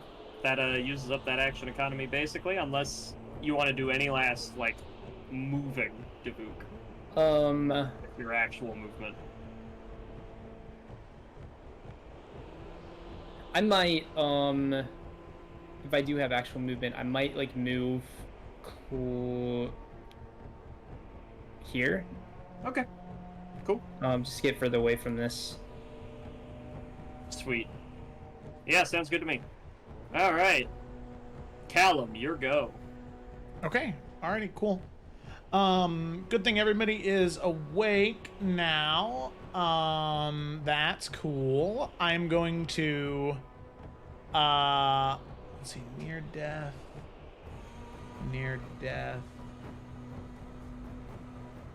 20. Okay, so I'm gonna use my action and I'm gonna throw a dagger at the pitmaster that is 5 feet from Anzi. So we're gonna hope that it hits. Nice. 25. Hit. Cool, and then dagger thrown. That is going to be with sneak attack. 21 points of damage. All right. Where do you want the dagger to land here? Yeah, I think that like,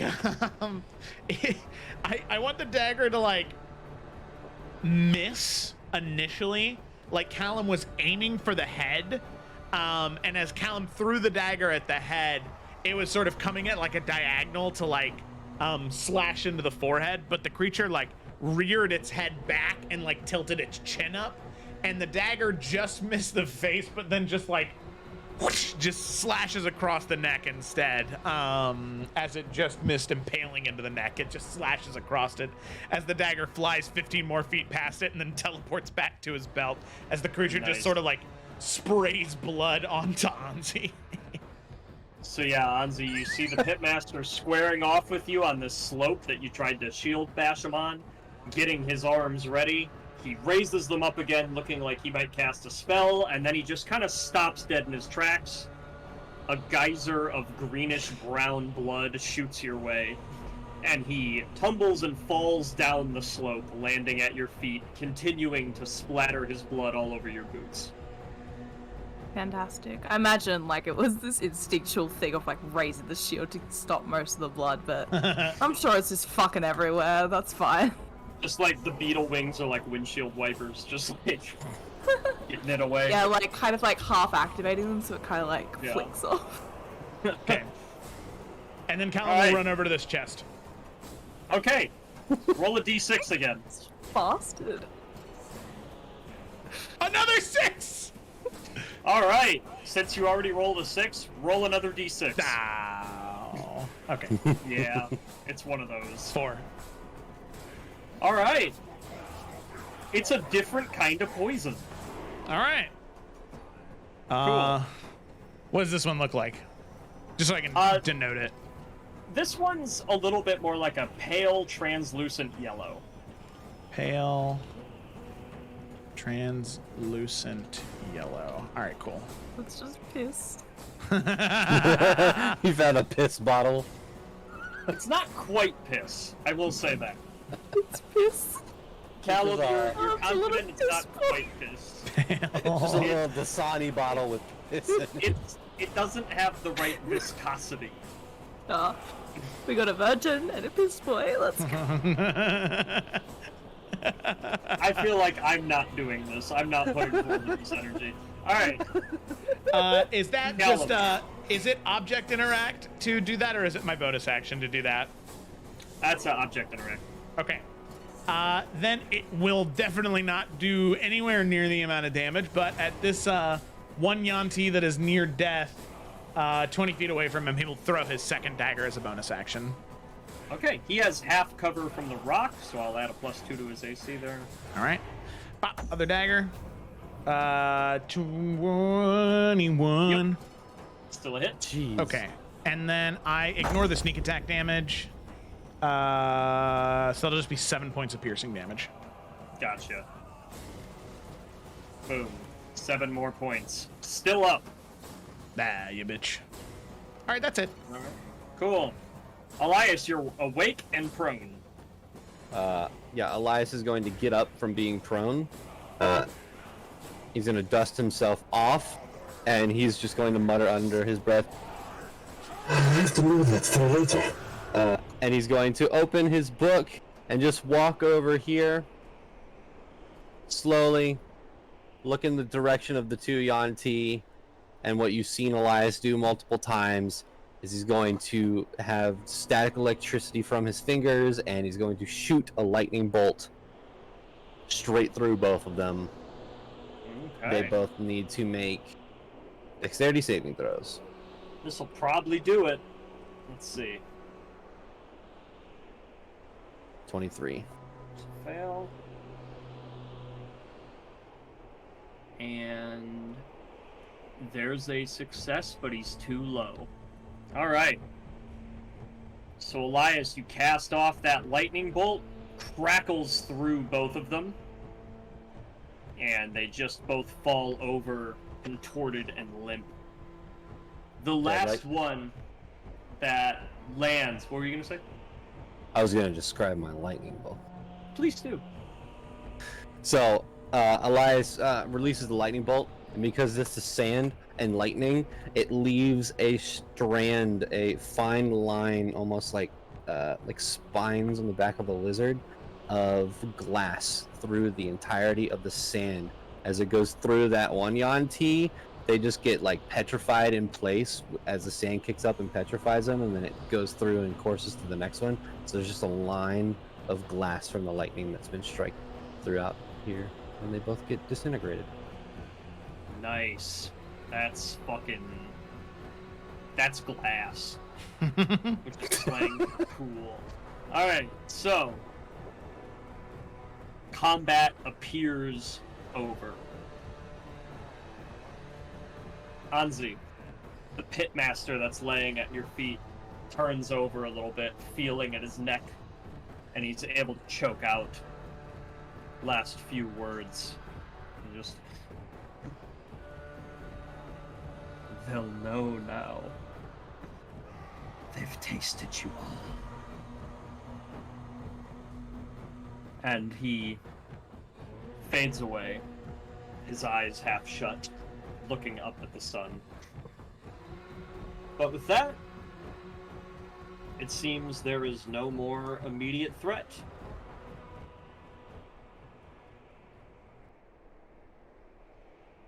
So, the area is still very hard to navigate.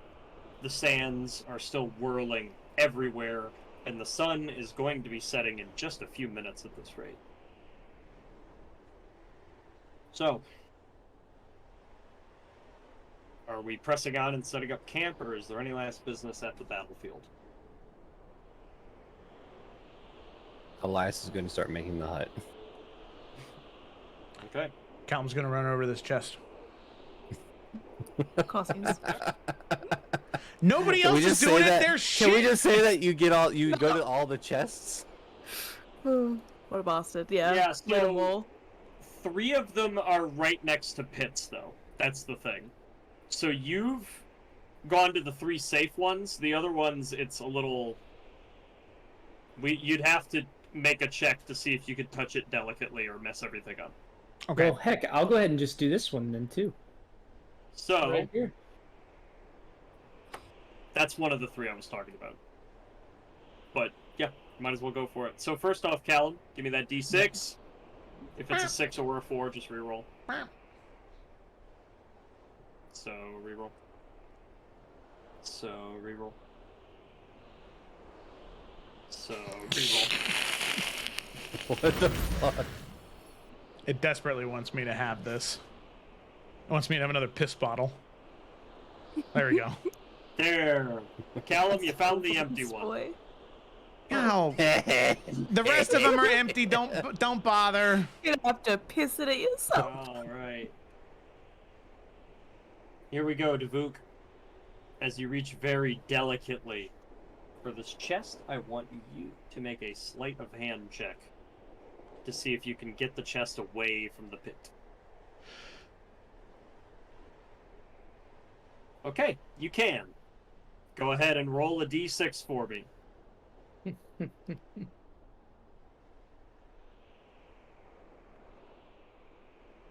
Roll again.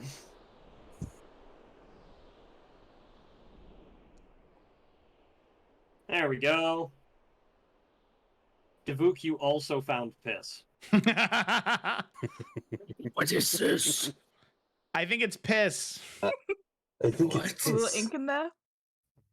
Yeah, it's piss with ink. Yeah. Just put in your hair.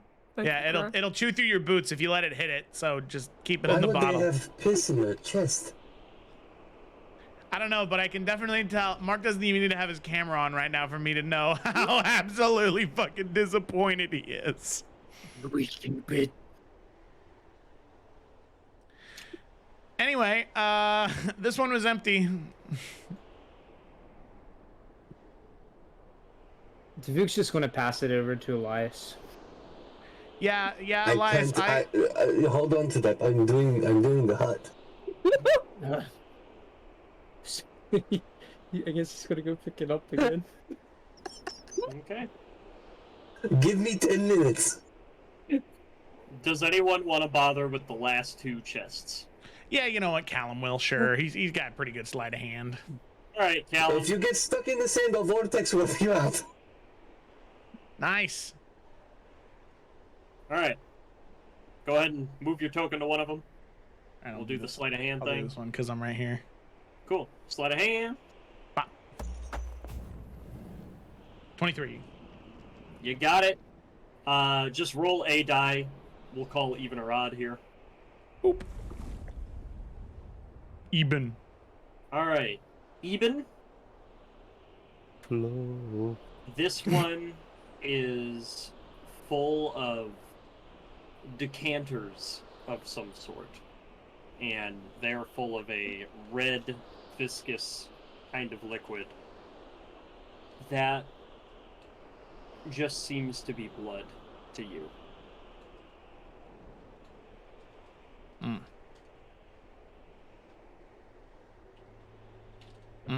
Okay. Blood. Okay. Equipment. Got it. Interesting. And then I will move over to the last one over here. All right. He walks past Anzi's. He walks past Anzi and goes, I think I found some blood. And then he'll keep walking. You got piss blood? Nah, it's different. Put a hand. 24. All right. The last chest. Just for That's this one, a for third. flavor, I'll have the mage hand flick it open and like grab the thing. Okay. It's a third vial of the substance. The piss? Hey, Mark. It's piss? Yes! Yes. We have 3 Yeah. bottles of piss. The Yep. piss campaign. Don't call it that. All right, I have 2 bottles of piss. I have 1 bottle of purple, and then I have 1 bottle of blood. Buried piss. Yep. Okay, we need to stop. It's not funny. Grow up. Everybody pees, okay? I'm not people, even I'm years laughing. old. some people choose to pee in bottles, all right? It's not funny. I'm sorry. We don't. You know. You don't know who someone's pees in story. bottles? People with virgin blood. Am I right? See, I These can are make all a- the Vooks? yeah, I can make a joke out of it too. See? I'm sorry. Yeah. All right. So All right, let's keep going. You children. all 6 chests excavated. Lehman's tiny hut getting set up. So you're just gonna set up right here? Actually, I think we already started setting up around Yeah. here. We only had Uh, like so many more minutes of daylight, anyways. Yeah. I just Well- wanted to check. I did want to ask though, does it look like any of these sand pits are going to start expanding in a way that would be dangerous to us? Roll survival. Take a glance around. What's funny is I'm pretty sure that the tiny hut, if the sand was to come out from underneath it, would just float in midair. Uh, I don't think it they moves. all look stable to you, Davuk. You're fairly confident of Nice. that. It looks like only the one that got disturbed had a momentary shift, and it looks fine now. Okay. Then while Elias is doing that, he's going to start tending to his wounds that spilled virgin blood. Yeah. Yeah, Yep. fun fact, the hut would stay aloft. It's stationary the entire time. That's amazing. That's fun. All right. Cool. Any last business before you all get in the hut for the night? Yeah, ready I to mean, hide. Oh, sorry. Anzi will cast create food and water. So Right. Never ate. every I was gonna ding you for that. Good move. yeah, it's a really fun fact that it just appears on the ground or containers if you got it. I don't have containers beyond, I guess, obviously our water skins. So it's a thing of just like, they just fill up. But for the food part, to not just chuck it on the ground, basically, I want her to place her shield down, like, right side up, and then release the beetle wings, and like a magician trick, just underneath where the beetle's wings are, that's where the food's got to sport. It's not all fucking sandy, and it's just gonna be, because it's only bland. It's just nourishment, so it's nothing fancy. So all this like fun little beetle shell opening, and it's just like this basic like bread, you know, almost like a hardtack, but not, you know, with the hardness of it. So it's got all the nourishment in there. So yeah, it's just like stuffed or like rolled breads. And all the water skins are filled, so we have water. We Nice. enjoy. Hey, you know, All I'll right. take it. I'll take it. So, you all eat and drink well as the sun is setting. You all kind of have to throw cloaks and garments over your plates and whatever you have in your hands to not get it full of sand as you're eating. But you eat. One successful day of travel behind you. You get nourishment, you get water, and you're about to get rest. There is the one threat, of course, that last Yuan-Ti gave. Some implication that they would all know now. An interconnection the Yuan-Ti had. Your blood had been tasted. And now others might be on the way. But other than that, it seems that you dispatched of this patrol. None others got away, none others were watching. And you prepare to rest the night.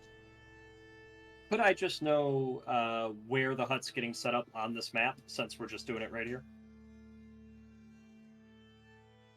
Right there? Down here, Okay. away from all the pits. Cool. Everybody, let's just go ahead and get tokens down there. And the hut is the same color as the sand. You cannot see through it, so blends in. Tried to move it and it opened like 60 sheets up. Mm-hmm. There we go. Sweet. All right. So.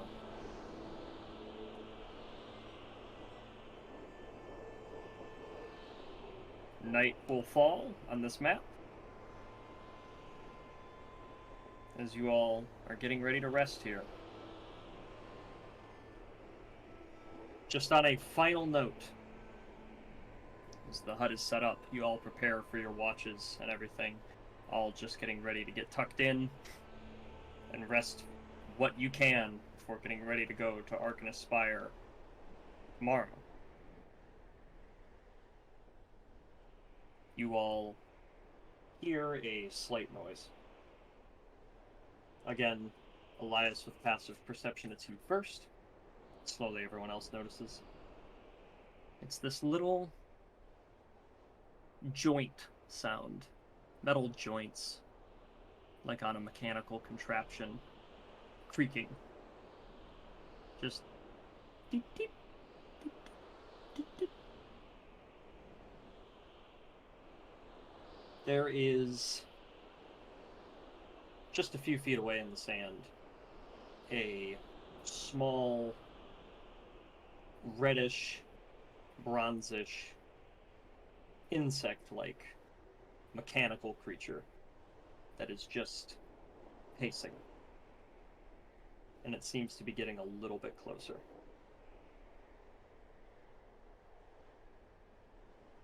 Does anybody want to do anything immediately about it?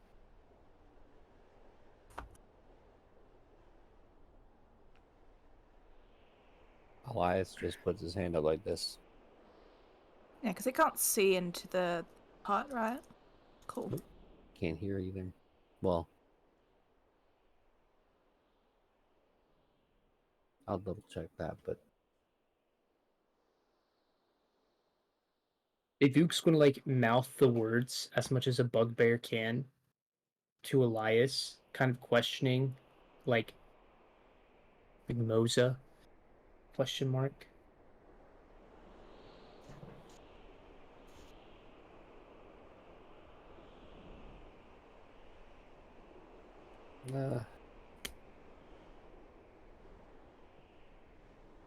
I mean, how close is it? It's getting closer. It's probably only a few feet away. Does it look like it's walking right at the bubble? It's just sort of roaming.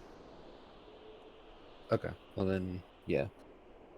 Elias will just shrug and just continue to tell everyone to be quiet.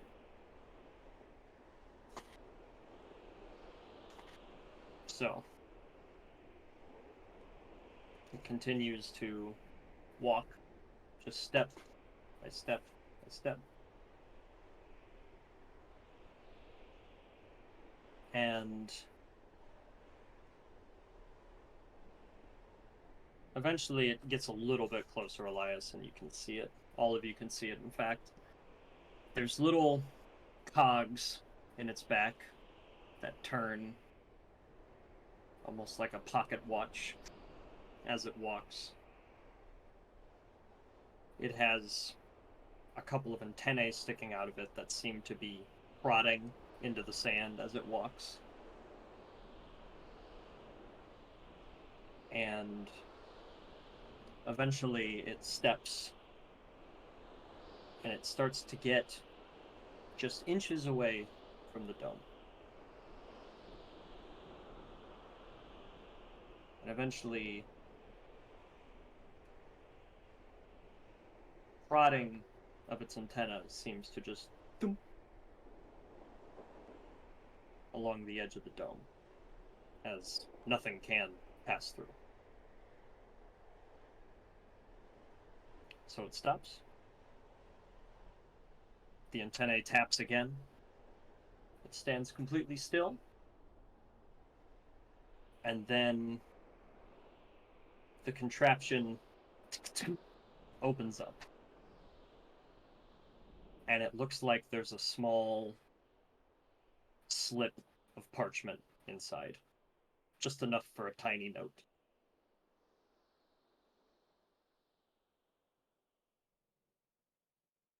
And it is just arm's reach, just right outside the dome, right on the other side. I guess Davuk will start moving to go get it, kind of looking at everyone else for permission. I mean, is the insect still just staying there? Yeah, it seems to have completely stopped. It opened up, and it doesn't seem to be walking anymore. Squish it. All right, so Davuk will grab it and squish it. Okay. So you crush, and Davuk, you feel the mechanics of it. It's oddly light for what it is. Easy to crush in the palm of your hand. But you feel some sort of central thing in it as you're crushing it. You hear the twisting and popping of metal, but you also hear the crunching and siphoning of some sort of fine powder.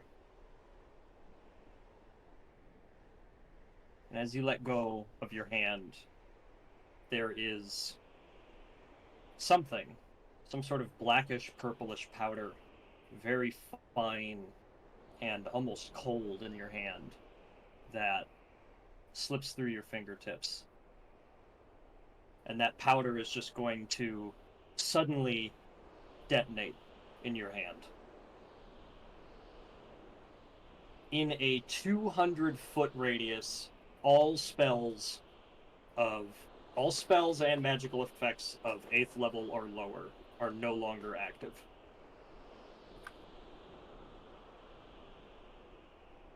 And all of you see the remnants of the beetle.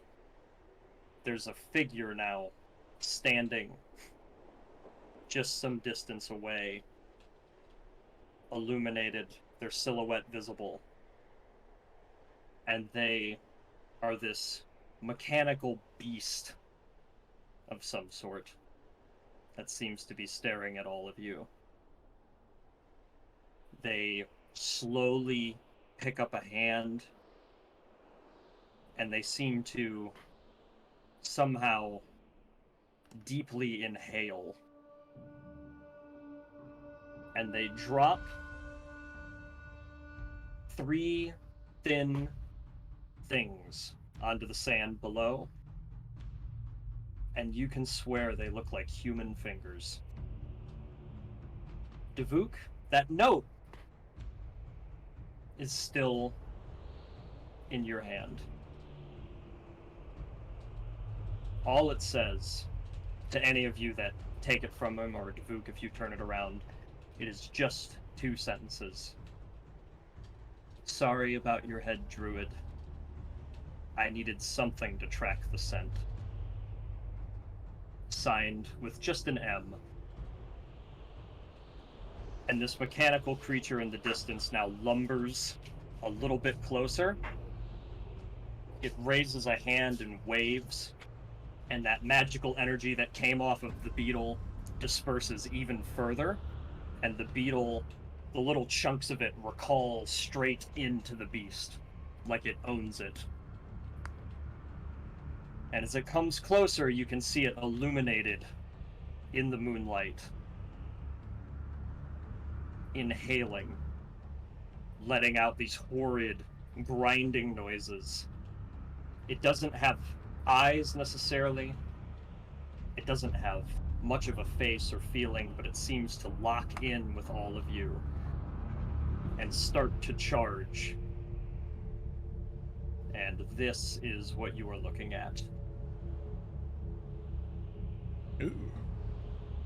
Not friend-shaped. I'll be the first to say it. It's not. So, Moza did what he said he would do. No more talking. He sent his friends. And that is where we will go ahead and end tonight's session. Oh, buddy boy. Oh my god damn. Holy fucking shit. Yeah. Woo. Alrighty. Well, thank you all so much for watching. Hope you enjoyed. Be sure to tune in on Tuesday for the Adventures of the Salamander Coast, Wednesday for the Tales of Everend, or Saturday for the continuation, or Saturday for Isles of Avarian, which will be back, or Sunday for the continuation of Buried Time. Thanks for watching, and we'll see you next time.